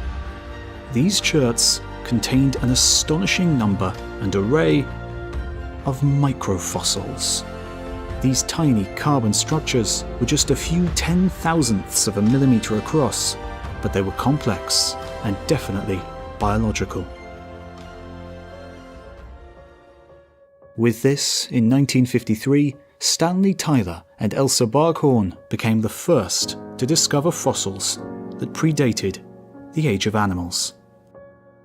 The gunflint microbiota were the oldest fossils of the time by some 1.5 billion years. Stanley Tyler had set out to uncover wonders in the iron formations of Michigan and Ontario, and the microscopic world he revealed was wondrous beyond anything he could have imagined. The abundance of diversity of microbial fossils in the Proterozoic gunflint cherts proved that life had wasted no time in bouncing back from the great oxygen extinction. By 2 billion years ago, the shallow seas were once again teeming with life, and the new generations were resilient to the once poisoned gas that now filled the atmosphere. Still, Proterozoic oxygen levels did not come close to modern concentrations, but there was enough for new transformations to begin at the top of the atmosphere. Ultraviolet radiation from the sun splits molecules of oxygen apart and recombines them into ozone, forming an invisible layer in the stratosphere that absorbs UV light before it reaches the surface. Without this damaging radiation washing over the land and ocean surfaces, photosynthetic life could now survive closer to the ocean's surface than ever before, even moving to colonize the wide tidal flats created by the global sea level rise. With protective ozone, the new shallow lagoons that ring the Colombian supercontinent are an algal playground, and their turquoise soon turns green with verdant blooms. In this newfound Eden, life finally has the freedom to do more than just survive. It thrives, feeding off the bounty from the earth and the sun, developing new ways of gaining the upper hand from their bacterial brothers. New, cooperative relationships between different types of bacteria are now more boldly pursued. Incomplete predation sees prey enslaved within the bodies of their masters, and the two together forge a new branch on the tree of life, as the first eukaryotes. There is no direct fossil evidence of eukaryotic cells from 2 billion years ago, and scientists aren't sure exactly when this critical transition took place. But a few curious fossils from Gabon may suggest that elsewhere, more complex cells allowed for experimentation into entirely new ways of life. One such fossil could be easily dismissed as simple gouges in the surface of a smooth grey mudstone, but closer examination of these gouges show that they are connected beneath the surface, creating tubular tunnels and tracks like some tortured ancient subway system. Although no evidence remains of the organisms that created them, organic carbon left behind seems to confirm their biological origin. At 2.1 billion years old, they are the earliest footprints in the sand, our first evidence of creatures moving by themselves.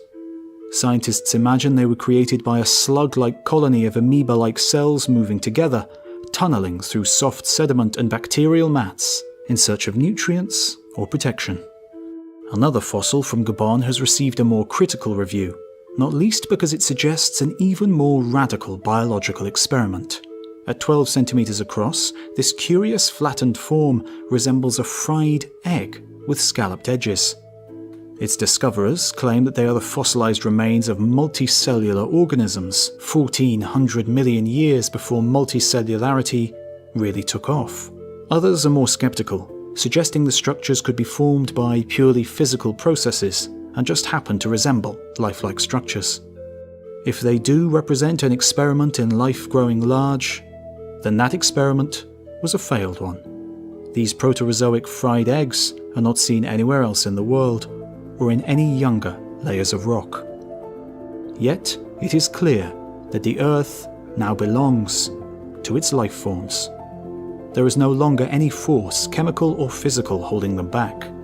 The shallow, supercontinental shelf turns green as life traps carbon and stains the seafloor black with its dead.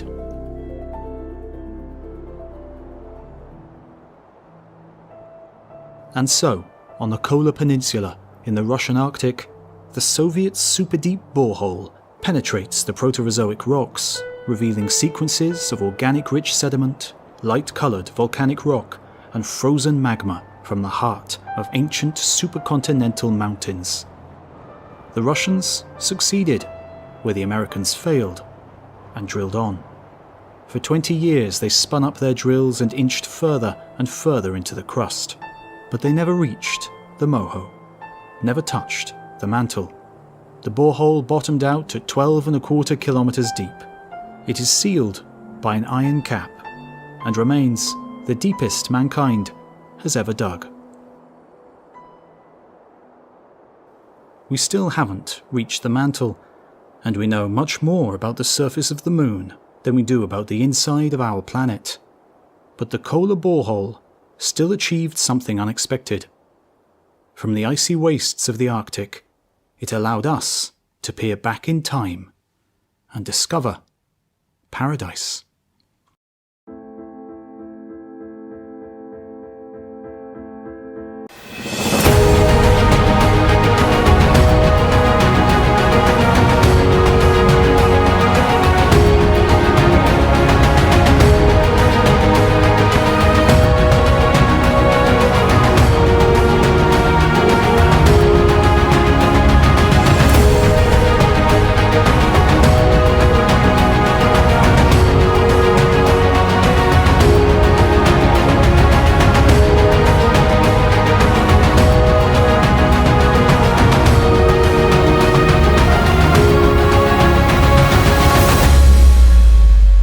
I'd like to hand it over to Arya, please. Yeah, thank you so much. Greetings, everyone. We have inherited life from our past generations, but we also faced with a massive environmental threat.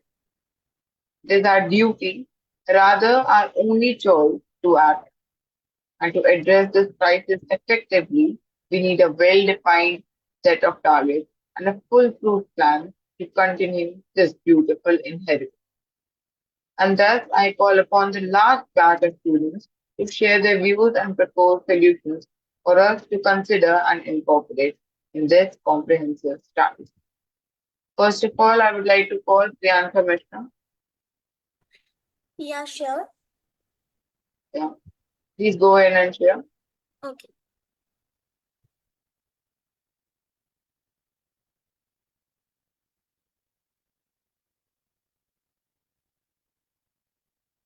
So, Namaste everyone. I am Priyansha Mishra from the Sri Ram Universal School, Greater Noida West.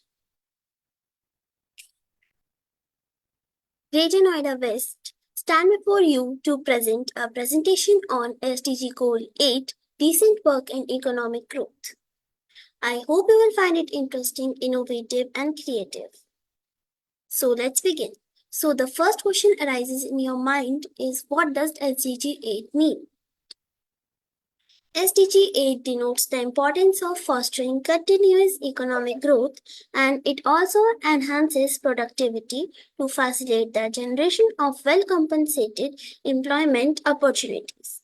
SDG 8 also emphasizes the necessity of ensuring full employment and promoting decent work conditions for all individuals. Now, what is the importance of SDG 8 in our life? SDG 8 harmonizes the economic, social, and environmental aspects of sustainable development. It is an comprehensive and sustainable economic growth that fosters full employment and decent work requires that a cohesive approach to advance progress equitably across three dimensions. So I would like to place some facts about SDG 8.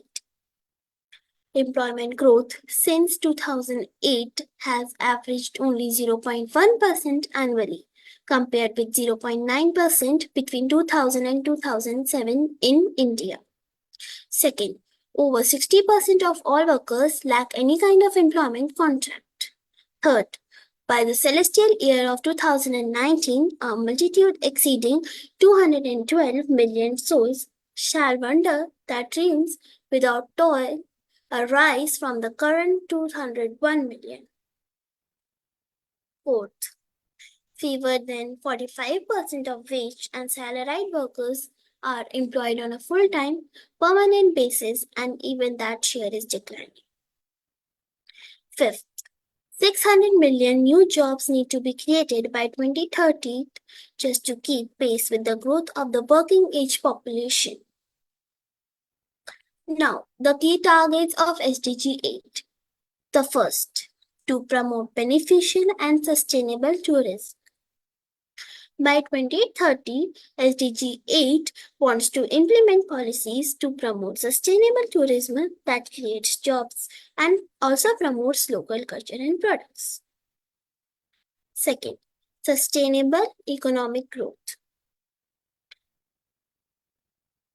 Sustainable per capita economic growth in accordance with national circumstances and in particular at least 7% gross domestic product growth per annum in the least developed countries also.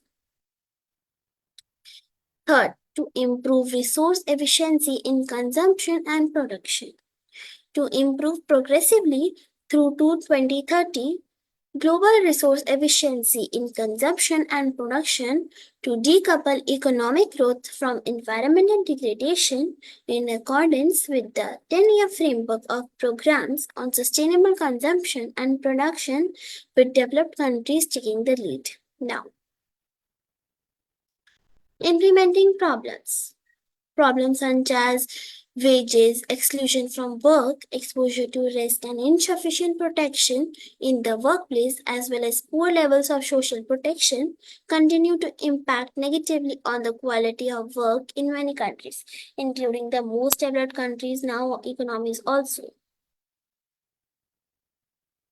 Challenge faced. The main challenge in achieving Sustainable Development Goal 8 worldwide and national also include widespread unemployment, particularly among young people, ensuring decent work conditions, eradicating forced labor, modern slavery, and human trafficking, promoting economic productivity, and promoting sustainable and inclusive economic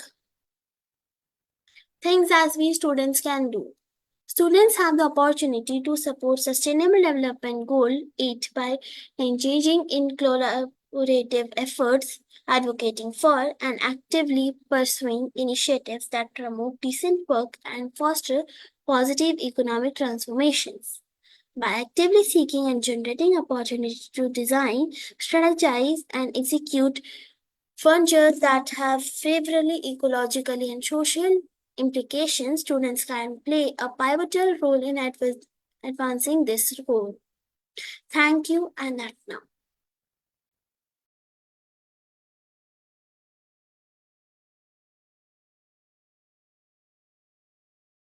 Great, Priyansha. That was a nice overview. Now, Shambhavi Chaudhary, are you ready? Yes. Yeah, Yeah, sure. the stage is yours.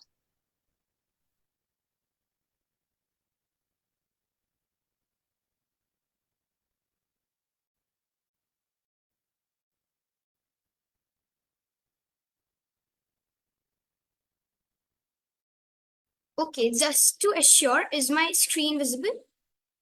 Yeah, it is. Okay, so greetings to one and all present here. I am Shambhavi Chaudhary. I am a student of class 8 in Springfield's New Moradabad, India, and an ACNA youth member. Today, I am here to talk about solar panels. You all must have heard of solar panels, right? They are in fame nowadays. But do you know why people are preferring solar panels a lot? We'll talk about that today. So let's start exploring the future of renewable energy. First of all, what is solar energy? Solar is the sun capable of using heat, causing chemical reactions, or generating electricity. The total amount of solar energy incident on Earth is vastly in excess of the world's current and anticipated energy requirements, which means that instead of wasting the fossil fuels, which are limited in quantity, we can instead rely on solar energy, which is more than our anticipated and current requirements. If suitably harnessed, this highly diffuse source has the potential to satisfy all energy needs. Now, what is the importance of solar energy? Source. solar energy derived from the sun can be used for converting into electricity. And then this electricity can be further used for domestic as well as industrial purposes. Now, at first, I thought that a person would have got the idea of converting sunlight into electricity and he or she must have invented solar panels. But actually, the history of solar panels can be traced back to the 7th century BC, when humans first began to use the sun's energy. It all began with Edmond Becquerel, a young physicist working in France, who in 1839 observed and discovered the photovoltaic effect. Now, this must be a new word for you, right? So, the photovoltaic effect is a process that produces a voltage or electric current when exposed to light or radiant energy. Then, in the 19th century, rudimentary solar at last, in 1883, New York inventor Charles Fritz created the first solar cell. See, the invention of solar panels was not just a work of 1 or 2 years, but it took a long time and engaged a lot of people in it. Now, in the last slide, I talked about photovoltaic effect. Let's learn more about that because it plays a very main role in the working of solar panels. So, the photovoltaic effect is the process by which sunlight is converted into electricity by solar panels. When photons or light particles from the sunlight strike the surface of the solar panels, they transfer their electricity to the electrons. This energy absorption causes the electrons to become excited and move, creating a flow of current. This flow is often called hole flow or electron flow.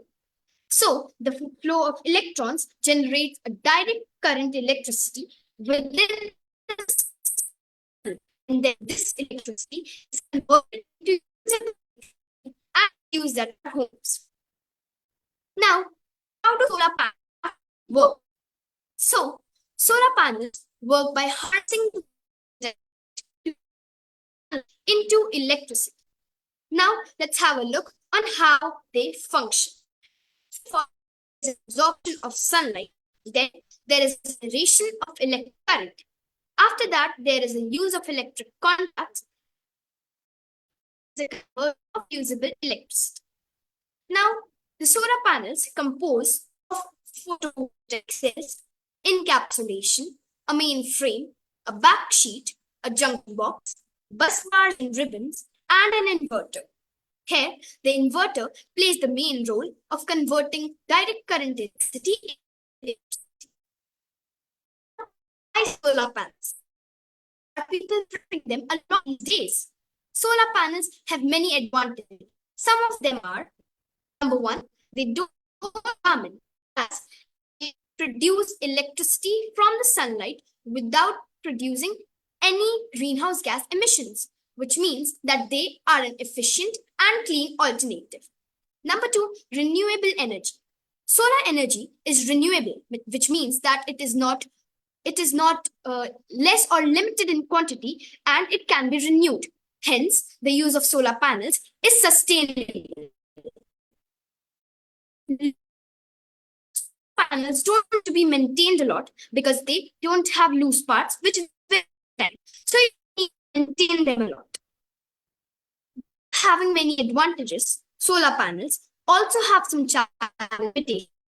Like, number one, they are dependent on sunlight, which means that at night or on gloomy or stormy days when the sun is not visible, solar panels do not work efficiently and they don't produce electricity at those times. Hence, the people have to keep some backup energy resource for those times. Number two, the installation price of solar panels is quite high and hence it may not be affordable for everyone. Number three, solar intermittency and storage challenges. As I told you earlier, when the sun is not visible, solar panels are unable to generate electricity. Hence, first of all, the people have to keep some backup energy resource and they have to keep some storage facilities for the solar panels. Now let's have a look on some success stories of the installation of solar panels. Number one, the 10.8 MW rooftop solar power system in ANERT, Kerala. Number two, the 5.25 kW solar system in the Suvidha Housing Society, Bangalore, India. Number three, 820.8 kWp solar rooftop installation in the CCI Stadium, Mumbai. Number 4, the Reva Ultra Mega Solar Park in India. Number 5, the Quell family in Napa. And number 6, the Johnson. Now, to conclude, I tell you all that these stories merely scratch the surface immense potential for individuals, business, as well as communities. By harnessing the power of the sun, we can create a greener and more sustainable future. Using solar panel kits is a step towards energy independence, using a carbon footprint. So many advantages, and all you have to do is encourage your family members, your neighbors, relatives, and friends about solar. Now, what impact did all this have on me? So, after getting to know about all these success stories, I got inspired and encouraged my family to install solar panels at our home. And now we have made our little contribution towards a cleaner, greener, and better earth. At my school also, and at the schools in India, there are solar panels installed. If the world were to use solar panels extensively, this could have many positive impacts, such as global cooling, reduction in pollution, and this may lead to the solutions for many problems that are occurring nowadays. So now I would like to take a minute of yours and show you all this video.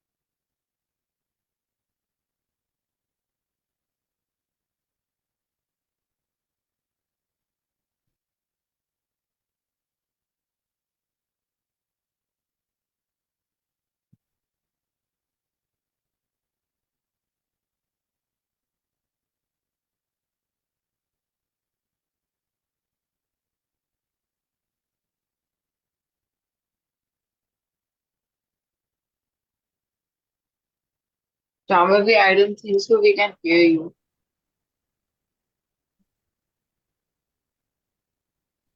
I'm sorry?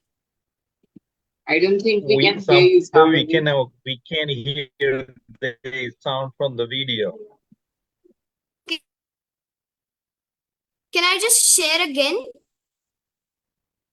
I think it's fine. Okay, maybe it's the in network one. We can okay. Yes, sure. So this was the end of my presentation. I inspired, and I hope that you have learned something new today. So that was all from my side. Thank you for your precious time. And always remember, Mother Earth needs you. So act now, because tomorrow never comes. Thank you very much. Great, Shambhavi. Now, Love Jen. Yeah. Yeah, you're good to go.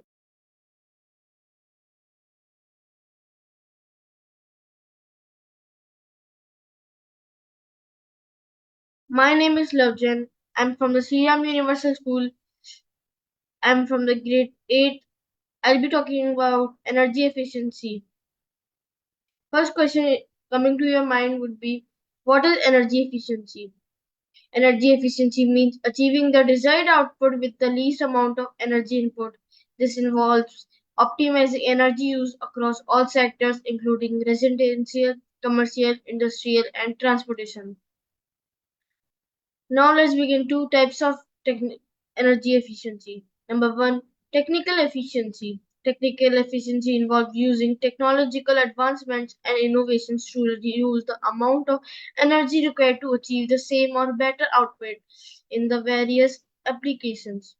It is a critical aspect of energy efficiency, focusing on optimizing equipment, processes, and systems to minimize energy waste. Now, key components of technical efficiency are high efficiency appliances and equipment. For example, modern refrigerators and air conditioners that use advanced compressors and better insulation. And energy efficiency lighting examples are LED and CFL. Improved materials, including insulating materials, which are developed for better insulating materials for building and industrial applications to reduce energy loss. Conductive materials, using materials with higher electrical and thermal conductivity to reduce energy loss in transmission. Benefits of technical efficiency: reduced energy costs, enhanced performance, environmental benefits, economic growth, and energy security. Now, example of technical efficiency is refrigerators. Modern refrigerators use advanced insulation and compressors, reducing energy up to 50% compared to all older models. And now washing machines also. High efficiency washing machine use less water and energy by optimizing the washing cycle and using better motors. Industrial applications, variable frequency drives, VFWDs, used in motor driven systems to adjust motor speed to match the load requirement. Cogeneration systems, systems that simultaneously generate electricity and useful heat from the same energy source, improving overall energy efficiency. Types of energy efficiency. Now, the second type of energy efficiency is operational efficiency. Operational efficiency refers to the optimization of processes, systems, and routines to minimize energy consumption and maximize productivity without necessarily changing the technology in use. Key components of operational efficiency: streamlining operations, refining and simplifying processes to reduce energy waste. Lean management, implementing lean management principle to eliminate non-value adding activities and reduce energy consumption. Energy management systems, monitoring and control, and energy audits. Example of operational efficiency is, let's take an example as manufacturing plant optimization situation. A manufacturing plant faced high energy costs due to inefficient operations and outdated processes. Approach: process mapping. The plant management mapped out all manufacturing processes to identify energy intensive steps. Lean principles: implemented lean manufacturing principles to streamline operations and eliminate waste. Employee training: train employees on energy efficient practices, encouraged them to suggest improvements. Energy management system: install an energy management system to monitor energy use in real time and adjust operational accordingly. And the result will come out as energy reduction, cost savings, and improved productivity. Challenges of energy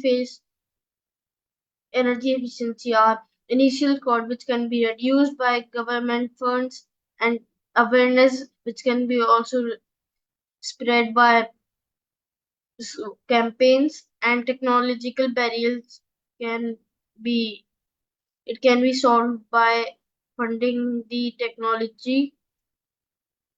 And let's begin to conclusion is energy efficiency is a cornerstone of sustainable development, offering a multitude of benefits ranging from cost savings and resource conservation to environmental protection and energy security.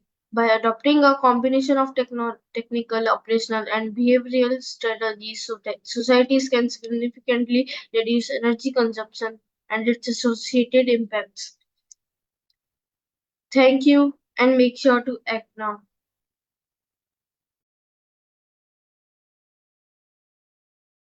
Wow, love, that was enlightening. Now, Sarvagyaja.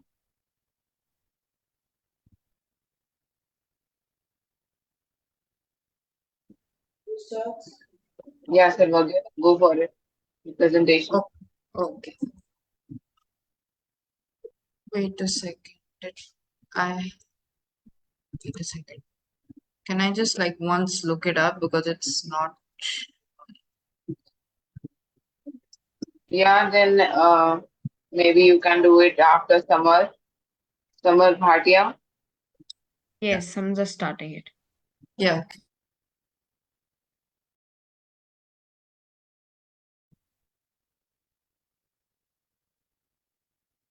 Just a second.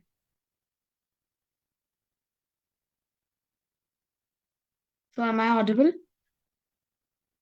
Yes, you are. Okay, so I'll begin.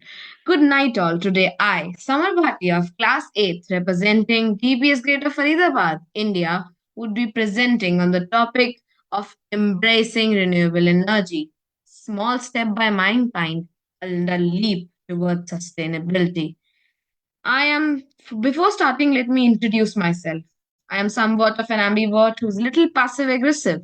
I am a daydreamer and my passion is to become a mathematician. Last year, a voice called out to me, and that was Mother Nature.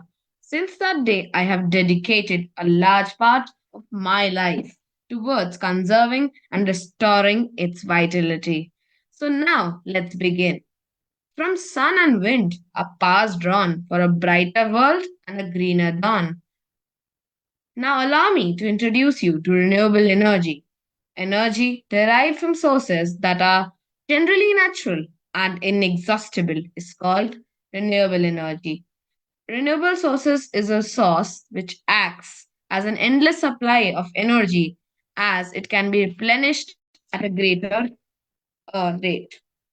Now arises the question of why to use renewable energy and what could be its possible benefits towards our life.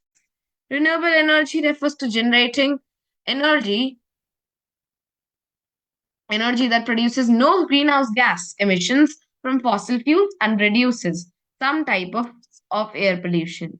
By diversifying this energy supply and reducing the dependence on imported fuels, we can create economic development and jobs in manufacturing.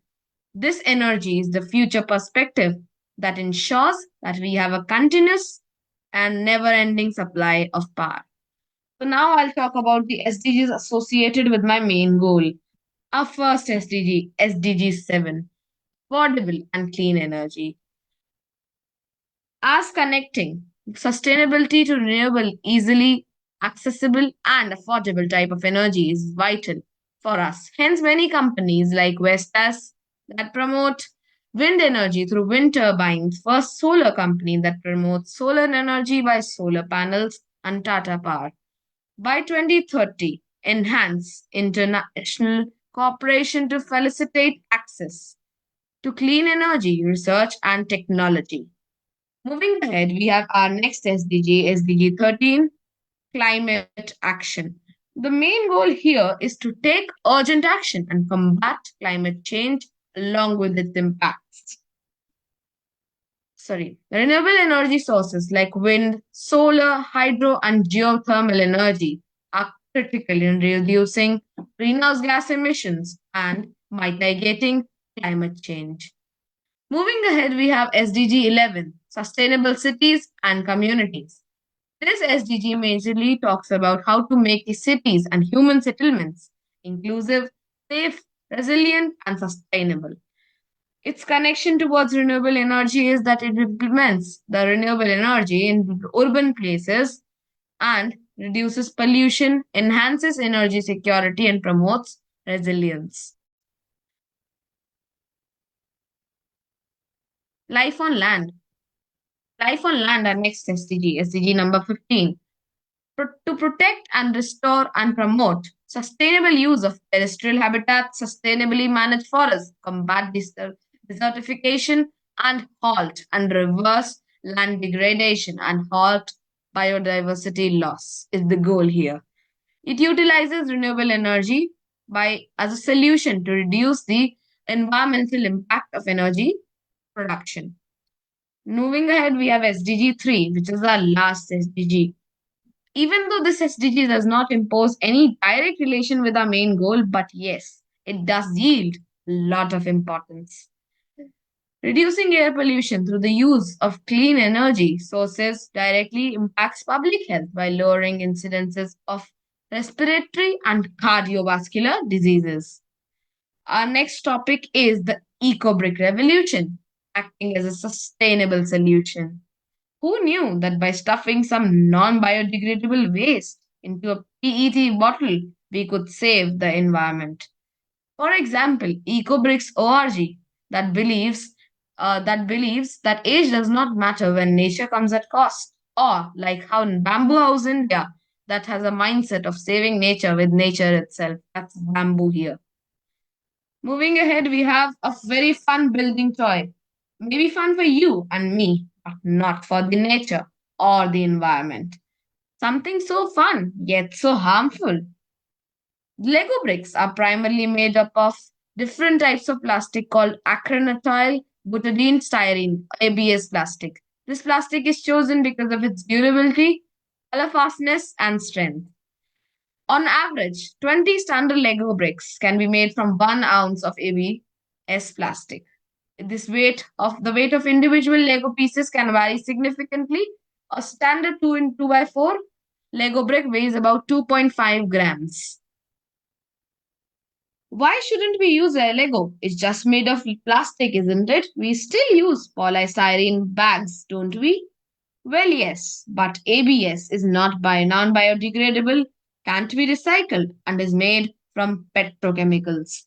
Hence, when it's heated, strong toxic fumes are released that are dangerous for both humans and the environment.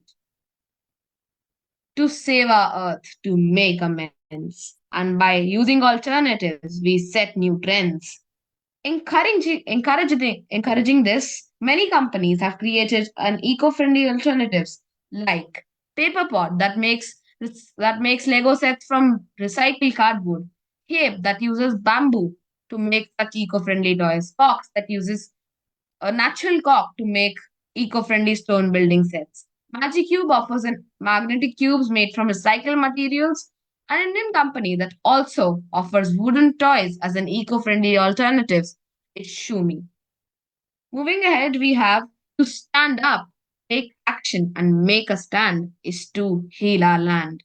Taking this as a goal of utter importance, many companies take a stand towards empowering and embracing renewable energy. Like 350.org, a company founded by author and environmentalist Bill McKibben, is a global grassroots movement focused on reducing CO2 levels in the atmosphere to 350 parts per million. Greenpeace, an international environmental organization that campaigns on various environmental issues. The Sierra Club, one of the oldest and largest environmental organizations in the United States. National Solar Mission, NSM, launched in 2010 as a part of the National Action Plan on Climate Change, NAPCC. In India, the National Solar Mission aims to establish India as a global leader in solar energy. Moving ahead in this race of renewable energy, India does not hold back. Like Bengaluru, which has a robust solar energy program, Ahmedabad has been proactive in promoting solar energy with initiatives such as the Solar City program. A small village in Bihar called Dharnai became the first village in India to be completely powered by solar energy. Through an initiative by Greenpeace India, the village has a solar microgrid grid that provides electricity for household street lighting and irrigation. Moving ahead, embracing renewable energy in our lifestyles is important, but what's equally important is avoiding non renewable energy. We should do so because of greenhouse gas emissions, climate change, resource depletion, and energy security. These things lead energy security to geopolitical tensions and market fluctuations that can impact supply and prices. When actions are taken, changes are made. Supporting this, some ideators of my school have created sustainable solutions as innovations. So I will be showing you two innovations by three students of my school. Burn you if it is touched with bare skin. So, through our project, we will be trying to solve this problem. Let me show you the working of my project. In my project, this is the heat sink with a base, and in between them is a thermopile. Heatsink keeps the top of the thermopile cool, and the base helps in equally distributing the heat in the thermopile. Thermopile converts the heat energy into electrical energy and passes the current to the battery. The positive terminal and the negative terminal of the thermopile is connected to the positive and negative terminal of the battery respectively. Then this is connected to the wire, and due to the flow of current, the fan starts working.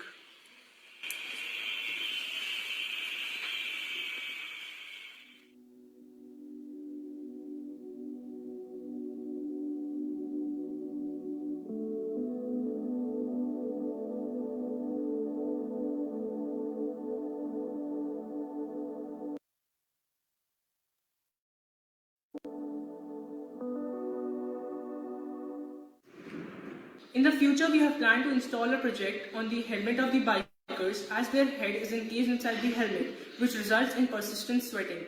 So it will provide cool breeze to the biker during the scorching heat of summer, and it can be stored in the battery for later use. To conclude, Project Heal Bikes will provide meaningful ways to utilize the waste heat of the engine. As more people will find Heal Bikes useful, it will reduce the dependency of the people on vehicles, leaving more carbon footprints, and at the same time provide comfort to the people. Moving ahead, we have our next innovation as a solution, which is issue.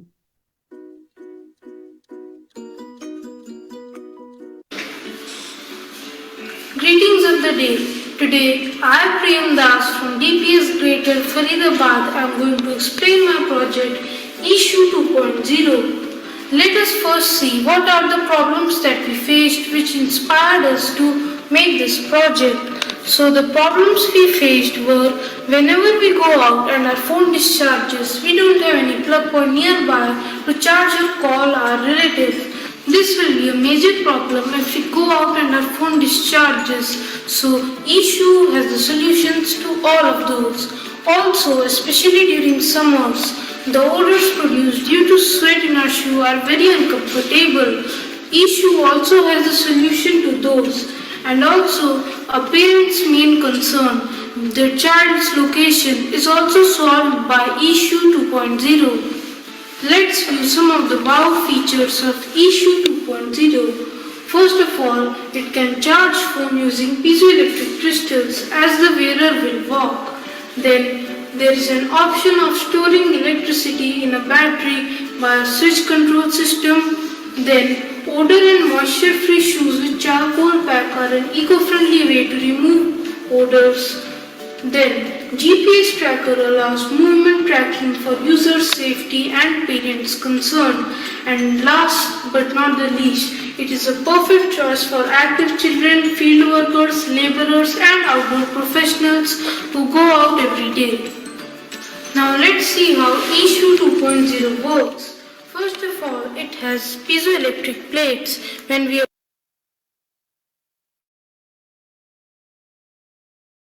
apply pressure on these plates while walking, they will generate electricity.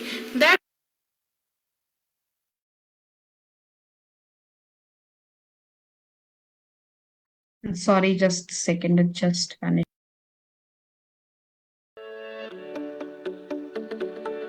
Good morning, I am Samar Bhatia of DPS Data Faridabad, India, studying in class 8. I am a new member of ACT now, and today I would like you all to hear the voice of the current generation, our school's children, through a small survey taken by me. So let's begin.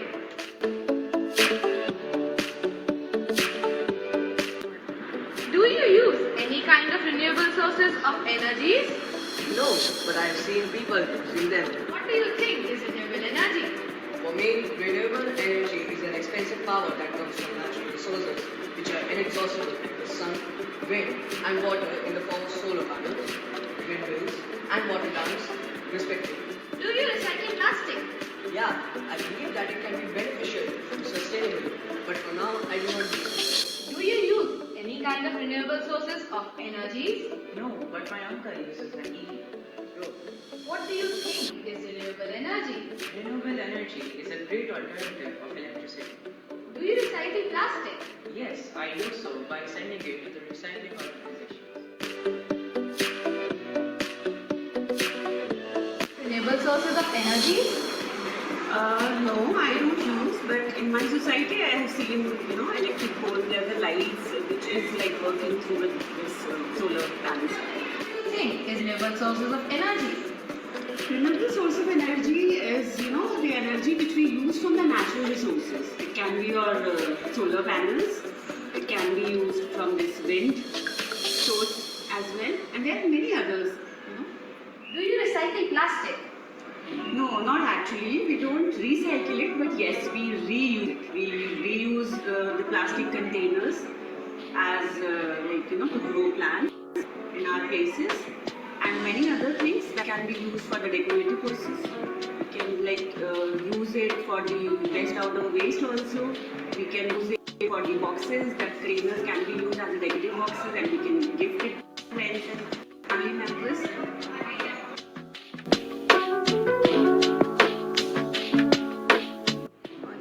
Ma'am, do you use any kind of renewable sources of energies? Yes, my dear. We use solar panels. Ma'am, what do you think is renewable energy? As the name suggests, renewable energy is from the sources which are pollution free and we can reuse them again and again. Ma'am, Yeah, great summer. Can you, yeah, Yes, my dear, we do. it's time to Last summarize your slide. It's the presentation. last slide. It's the last slide. Got to know that our current generation believes in sustainability, yet it does not necessarily take any actions against it. With this, I will end my survey. Thank you.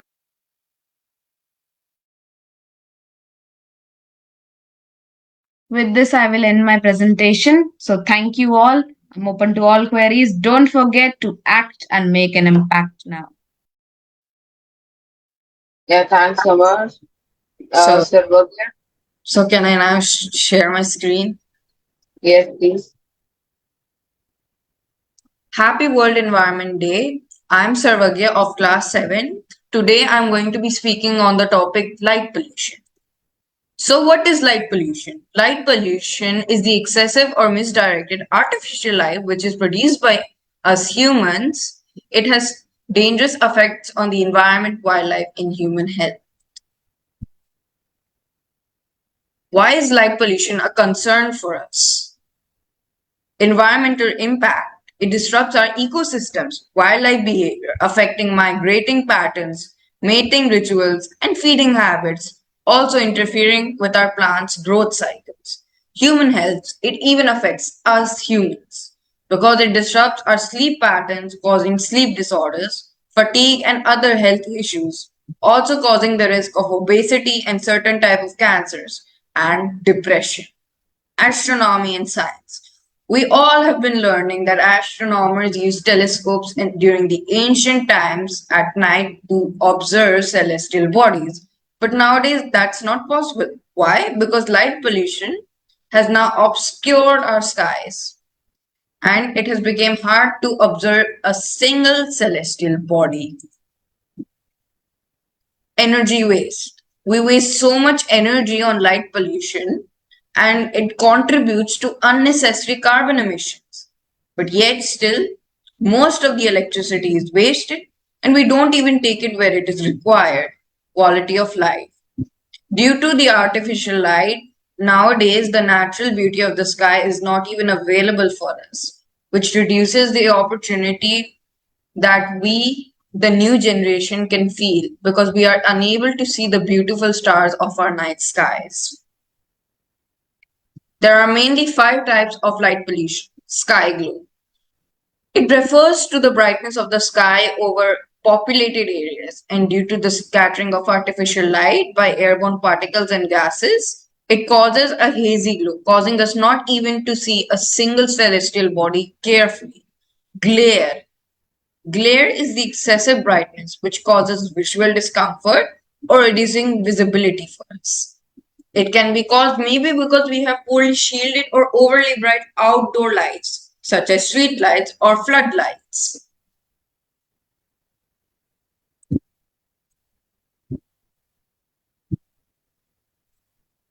light trespass. It occurs when our outdoor light spills over into areas when it's not required, like into our neighboring properties, windows, or natural habitats, disrupting sleep patterns in both wildlife and even us humans. Clutter.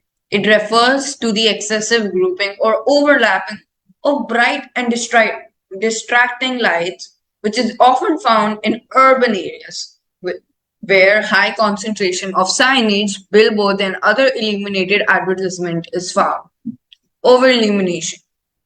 Over illumination occurs when there is an excessive or maybe an unnecessary lighting, which causes wastage of energy and an increase in light pollution. This can occur in both environments, outdoor and indoor. The causes of light pollution. Urbanization. Cities grow and expand, so their demand of outdoor lighting increases to illuminate the streets, buildings, and public spaces, which lead to a concentration of artificial lighting. Poorly designed fixtures. Many outdoor lighting fixtures are poorly designed, which causes the light to spread in all directions, including upward in the sky. So, due to this, the urban areas look so much bright, but at the same time, we pay the cost by making our celestial bodies less visible for us. Excessive outdoor lighting, overuse and misuse of the outdoor lighting, such as leaving the lights on unnecessary or using overly bright lights, contribute to light pollution. It can occur in the settings residential, commercial, and even industrial. Advertisement and signage. Brightly lit billboards, signs, and advertisements are common sources of light pollution. It occurs especially in urban and commercial areas. They often use intense lighting to attract people to buy their products.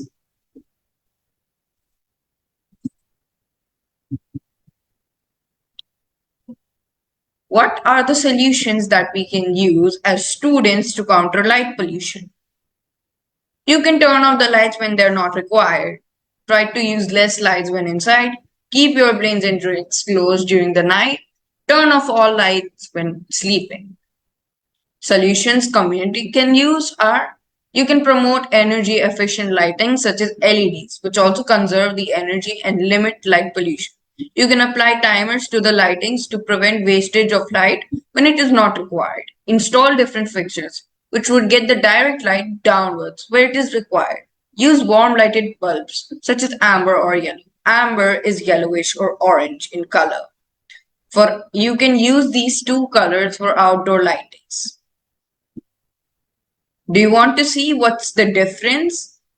If you and me do these solutions, what effect it would make in cities like New York, Chicago, Cape Town, Paris, Dubai, Moscow, Sydney, That's great, Sylvia. Can you Tokyo, time for the Barcelona, others to speak too? and thank you. Okay, I can understand. Yeah, my presentation's over. Can you, Are just one thing? There was a kid before me. I think Aditya Grover. His turn was skipped. So try to like get his turn as well. I think he's present right now. Okay. Yeah. Next, Purvi. Yeah. Good evening, everyone. I am Purvi Verma from DPS Greater Faridabad, India, currently studying in grade 8. An interest of mine is our environment's natural wonders, yet its degradation also concerns me deeply. Imagine a world with resilient cities, clean air, and thriving ecosystems.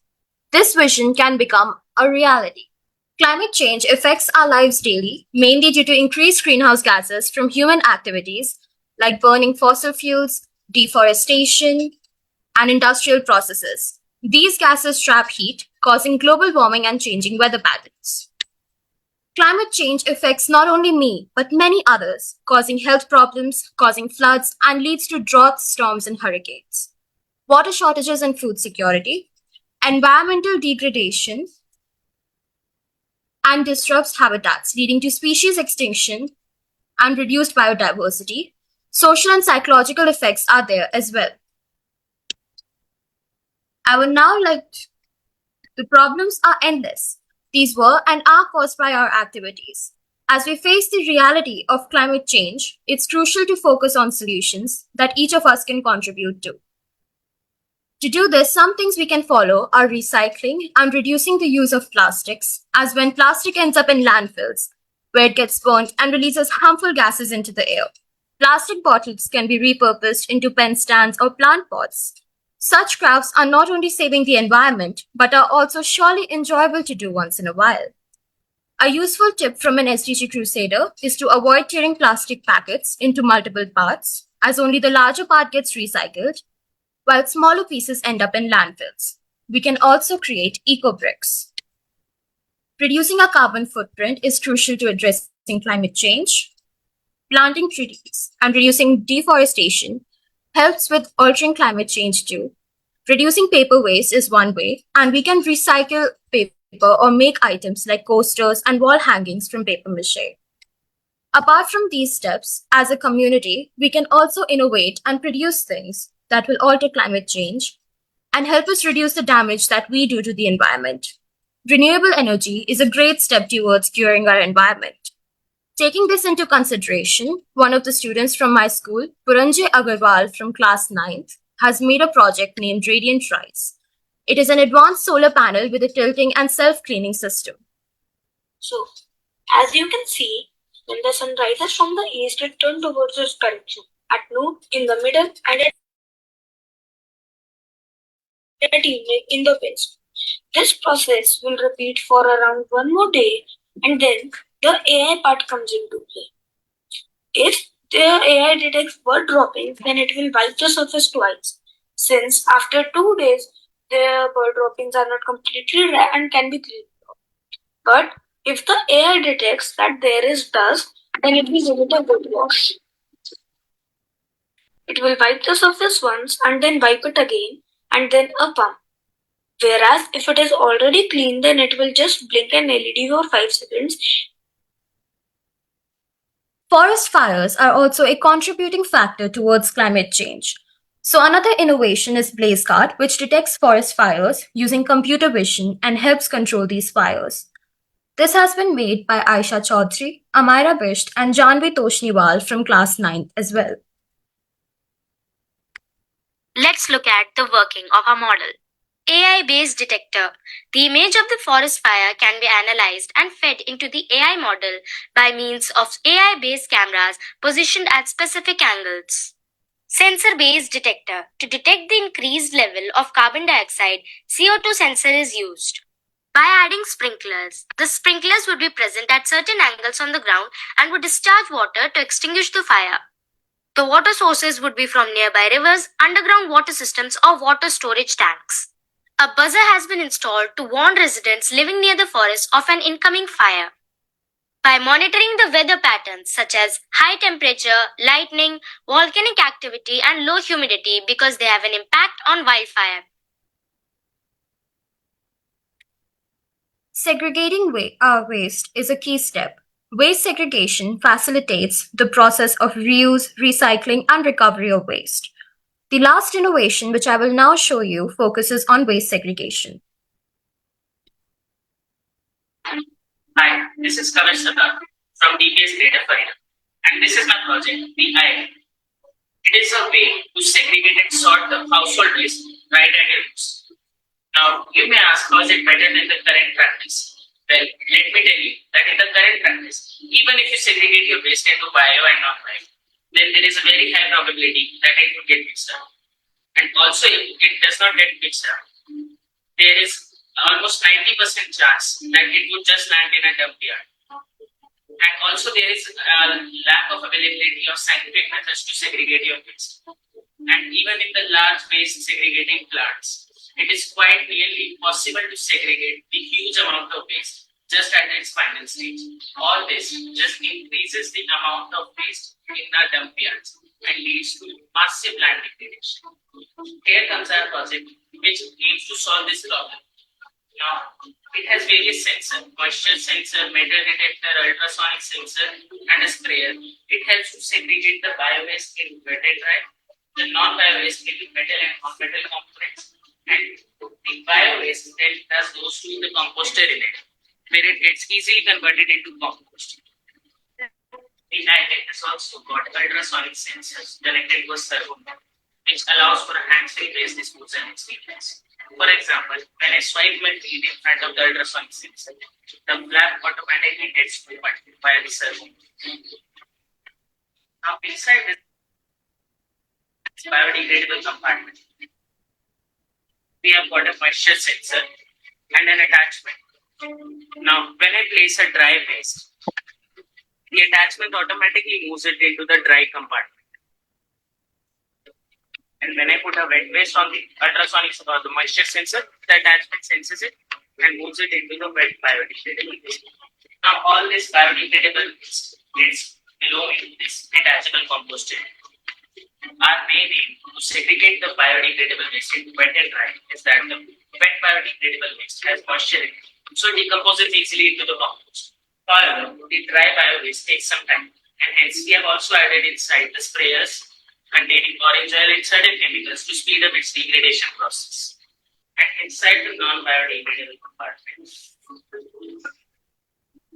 we have a search coil attached to the attachment, which is connected to the LC circuit. And when I place a metallic waste such as this scale, the attachment automatically moves it into the metallic waste compartment. And when I place this non-metallic waste, That's great, Ruby, but can we wrap this presentation up? this segregated waste can be used further for recycling. That will be all for the presentation. Thank you, and remember to act now as tomorrow never comes. Well, the mantle is back to Rajiv, sir. Good morning. Morning, sir. Are you through, all of you? I think we got two more students to Yes, finish. sir. Yeah. So I think let the student continue. Dr. Ash is here, and so is Dr. Norma Munaj. Welcome. It's early morning in India, 3 o'clock, and it's evening time, 5:30 at NYC. But Ronnie sir, please go ahead with the students. Let them finish. They've been working so hard at it. They have been at it for almost a month. So, Idea, can you call the final two? Yeah. Ananya Rajiv. Okay, so a very warm good morning to one and all present here. I'm Ananya Rajiv, a 8th grader from Grads International School, India, Greater Noida. My presentation is on vermicomposting. This is our school vermicompost, and I would like to tell you that I've been chosen as vermicompost ambassador in my school, and our school is associated with Jago Bharat NGO team, and I've been chosen as vermicompost ambassador from past 1 year. I've been taking care of our school vermicompost from past 1 year. Our school uses the wet waste in the best ways. Our school uses vermicompost, and before me, many seniors were taking care of our vermicompost. What is vermicomposting? Vermicomposting is the process of breaking down of organic matter with the help of worms. Vermicompost is the product of composting process using various species of worms, usually red worms, red wigglers, white worms, and other earthworms, which feed in mixture of decomposing vegetable or food waste and release droppings called vermicast, also called worm castings, worm humus, or worm manure. Vermicast is the end product of the breakdown of organic matter by an earthworm. A vermibed. A vermibed is a specially designed structure for vermicomposting. where organic waste is decomposed by earthworm to produce nutrient-rich compost. A vermi bed provides an optimal environment for worm activity, enhancing composting efficiency and soil health. A vermi bed typically appears as a rectangular raised bed supported by sturdy frames. It is made up of breathable fabric due to HDP, high density polyethylene, with a layered interior when the top is open. A vermi bed has custom made pockets for adding on ground support that helps in installations that prevents the vermi bed from de-shaping. Second, aeration windows for air ventilation maintains the moisture and oxygen levels in the vermicompost. Third, specially designed outlets for collecting wash. A vermi bed is extremely strong, 7 layers bonded together. Together.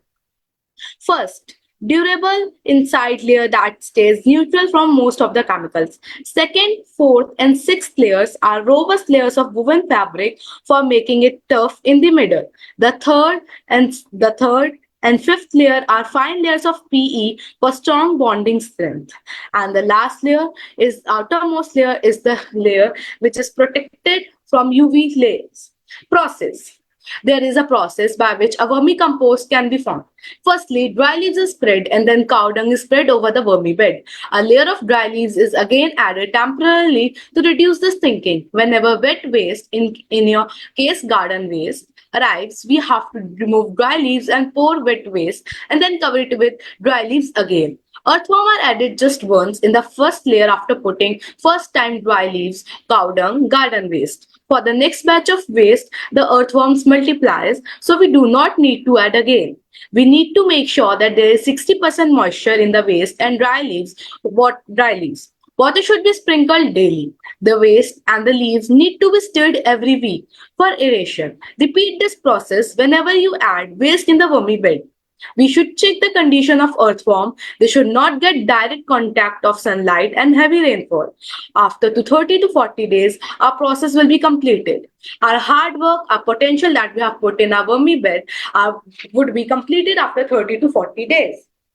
A vermi bed typically consists of several layers to create an ideal environment for vermicomposting. First, bottom layer are 1 to 2 inch layer of coarse gravel or small stones. It ensures proper drainage. Second layer are 2 to 3 inch layer of sand over the gravel for additional drainage. Third layer are 4 to 6 inch layer of dry leaves, straw, coconut husk to provide aeration and a base for the worms. Fourth layer, a layer of partially decomposed organic matter to serve as initial food for the worms. Top layer, a thinner layer of fine soil or compost where the worms are introduced and where regular feeding occurs with the organic waste.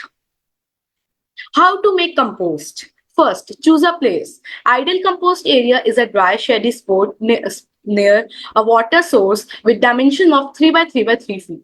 Second, add the ingredients. The ingredients are those rich in carbon, brown materials, and those rich in nitrogen, green materials. Make sure large amounts are chopped or shredded. Third, add water as needed. Make sure the pile stays moist and but not too wet. It should feel like a damp sponge. Fourth, keep things moving. Turn your compost mixture to add air to the mix. This helps speed up the composting process. Wait a while.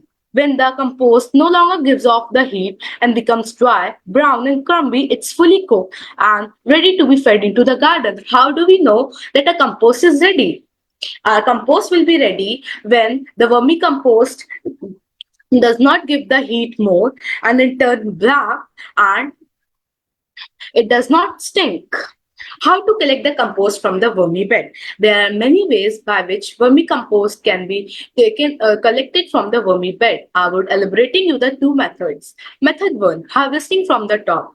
Once the compost is ready, it can be harvested from the top layer of the vermi bed. To do this, stop adding fresh organic material and allow the worms to process the remaining waste. The worms will naturally move to the lower layer where food is still available. Carefully remove the top layer of finished compost with a trowel or by hand, ensuring to leave the worms undisturbed. This method is simple and does not require moving the entire vermi bed, making it convenient for regular harvesting. Method 2, side harvesting. Harvesting involves assessing the compost from an opening or a flap located on the side of the vermi bed. Many vermi beds are designed with such opening to facilitate easy compost removal. Open the flap and scoop out the finished compost from the bottom layer where the decomposition process is complete. This method minimizes the disturbance to the worms and upper layers still in process. It allows for continuous composting as fresh waste can be added to the top while ready compost is harvested from the side. Things that can be added. There are some limitations. We cannot add anything into the vermicompost. As being the vermicompost ambassador, I always keep in my mind that plastic and electronic waste and extra things are not in a school vermicompost, in any vermicompost wherever I go. Things that can be added are vegetable or fruit peels, leftover foods, tea leaves, flour, wet paper, eggshells, and garden waste. Things that cannot be added are non-vegetarian food, electronic waste, dairy products, and plastic. Why cow dung is used in vermibed? I have told you that cow dung is used to form a layer. Dry cow dung is the best food source of earthworm because it contains a simplified material to be digested by worms. This is used because it accelerates the composting by providing etc. bacterial microorganisms which break down the kitchen waste and turn into highly nutrient-enriched manure.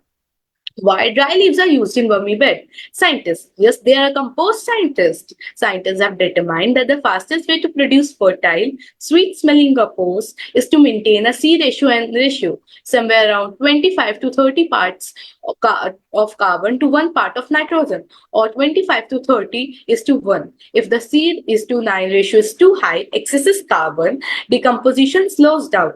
The carbon comes from dry leaves and the nitrogen comes from the waste we put in the bed. If the ratio is disturbed, in essence, if the amount of nitrogen exceeds that of the carbon, then the bed starts to stink. Facts. First, worms are only added once because after every decomposing cycle, we recover the worms by above mentioned procedures and they reproduce as well.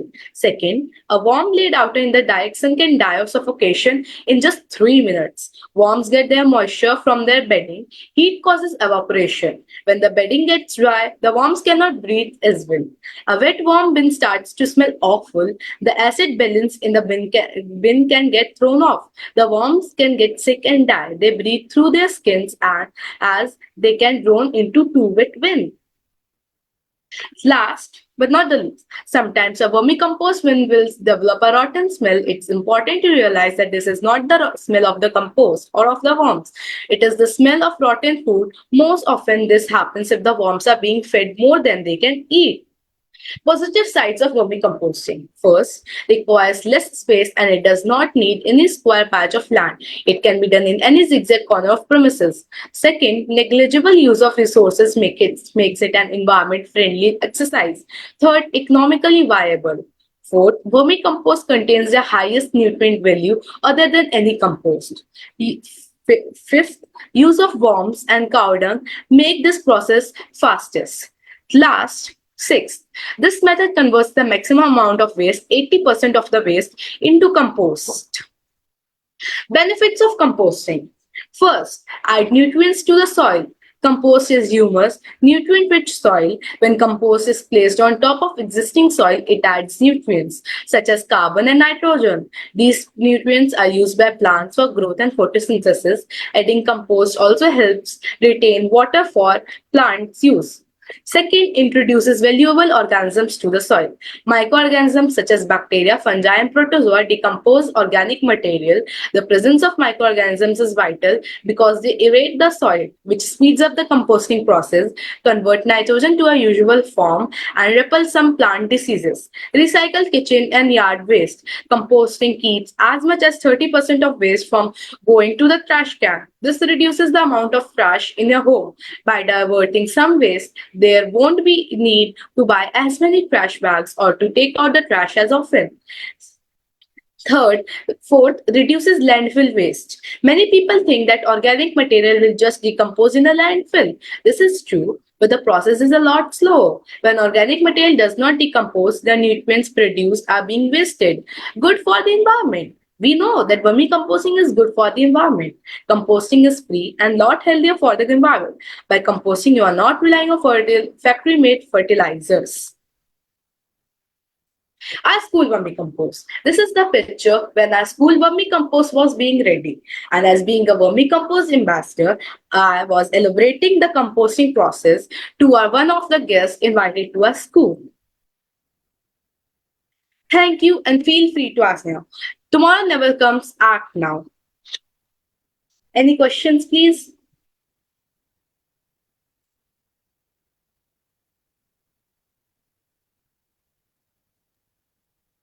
Thank you very much.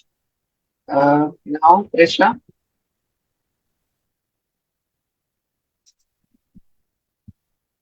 if allowed, please give us your presentation.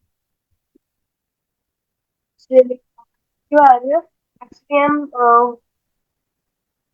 I am having a network issue, so I am not able to just share my screen. So can I just brief?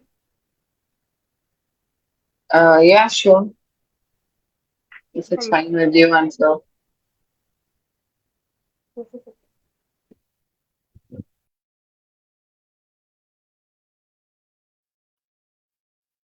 Greetings, everybody. I am just a second. Sir.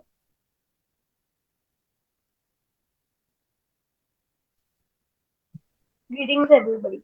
I am Trisha, a student of ninth grade. I study in the modern school ECNCR, Delhi. And the topic for my presentation is land degradation. Let's quickly know what's land degradation. It refers to the decline in land quality and its productive capacity due to the various natural and human-induced factors. It loss of soil erosion, deforestation, desertification. These all are the causes of land degradation. And land degradation has served implications for agriculture, biodiversity, water quality, and overall ecosystem. Causes of land degradation. Degradation it means remove of trees and vegetation, reduce soil stability, and leads to erosion. Overgrazing. Excess grazing by livestock uh, depends vegetation covers, leading to the erosion and desertification. Agriculture practices, monocropping, cropping, overuse of chemical fertilizer, and poor irrigation practices is the cause for soil health. That's Urbanization and great, yeah, that's great, Krishna. Also, sir, we have one more presenter, Push Jen. How Yes. long is gonna be? Am I audible? Yeah, yeah, you are audible, Push. And can you keep your presentation fast and brief? We Yes. have guests. Yeah, thank you. Sweet. Let me share my screen.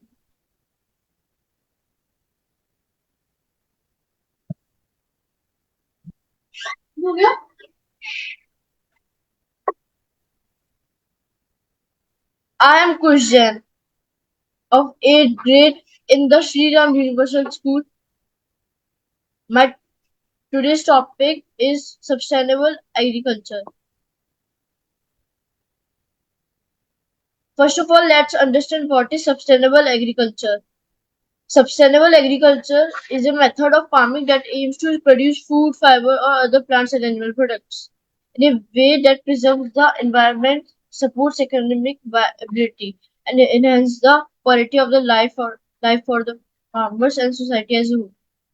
It integrates the three main goals: environmental health, economic viability, and social equity. Environmental health includes soil conservation, water management, and biodiversity and reduction.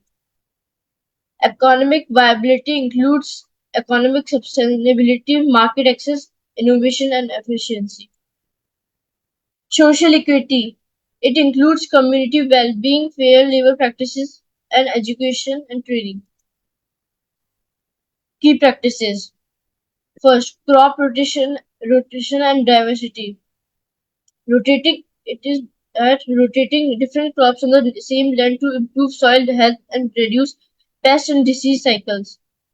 Diversifying crops to enhance ecosystem resilience and reduce dependency on a single crop. Second, agroforestry. Integrating trees and shrubs into agricultural landscape to provide multiple benefits such as improved biodiversity, soil health, and microclimate regulation. Third, conservation tillage. Reduction tillage to minimize soil disturbance, which helps preserve soil structure, reduce erosion, and improves water retention. IPM, integrated pest management. Using a combination of biological, physical, and chemical method to control pests in an environmentally and economically sustainable manner. Organic farming, avoiding synthetic chemicals and genetically modified organisms in favor of natural inputs and processes.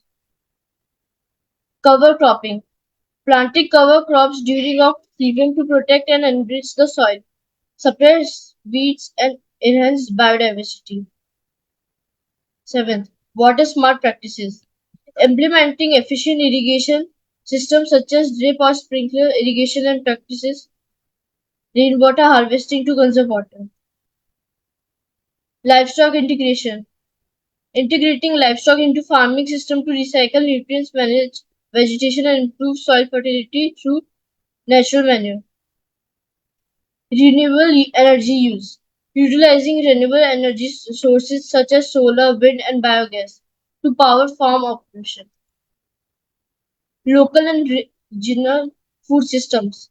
Supporting local and regional food systems to reduce food miles, enhance food security, and strengthen local economies. Let's understand what are the benefits of sustainable agriculture. Environmental protection. It reduces environmental degradation, promotes biodiversity, and conserves natural resources. Economic resilience. It enhances the long-term economic stability of farming communities. Social welfare. It improves the quality of life for farmers, farmer workers, and rural community through fair labor practices and communities engagement. Health benefit. Produces healthier food by minimizing the use of harmful chemicals, promoting organic farming practices. Thank you, and don't forget to act now. Good evening, everyone. Good morning, everyone. I'm Swastik from DBS World School 8D, and today I selected a topic to discuss, which is land degradation, a growing global challenge. Land degradation is basically a declining in land quality and its productivity. The causes of land degradation are also major, just like deforestation, overgrazing, unsustainable agriculture, climate changes, urbanization, and industrial activities. The impacts of land degradation. It's food insecurity, biodiversity loss, economic costs, water quality, and climate changes. Sustainable land management means that conservation tillage, minimizing soil disturbance through techniques like no-till farming helps retain moisture and prevent erosions. Crop rotation, alternating different crops can improve soil fertility and prevent depletion of nutrients. Agroforestry, integrating trees and shrubs with crops and livestock can enhance productivity and biodiversity. Soil conservation techniques. We have terrace farming, cover cropping, and contour plowing. The role of individual in addressing land degradation is sustainable farming practices. reforestation and afforestation, water conservation, reduce, reuse, and recycle, educate and advocate recycling things. Thank you. That's it for today. Don't forget to act now. Okay. Thank you, students. Thank you so much. I'm sorry we have got into half an hour schedule, but Dr. As is quite understanding, and I know these students have been working for almost a month working on these presentations. And Dr. As, I have Ronnie on this screen. I'll just introduce you guys together.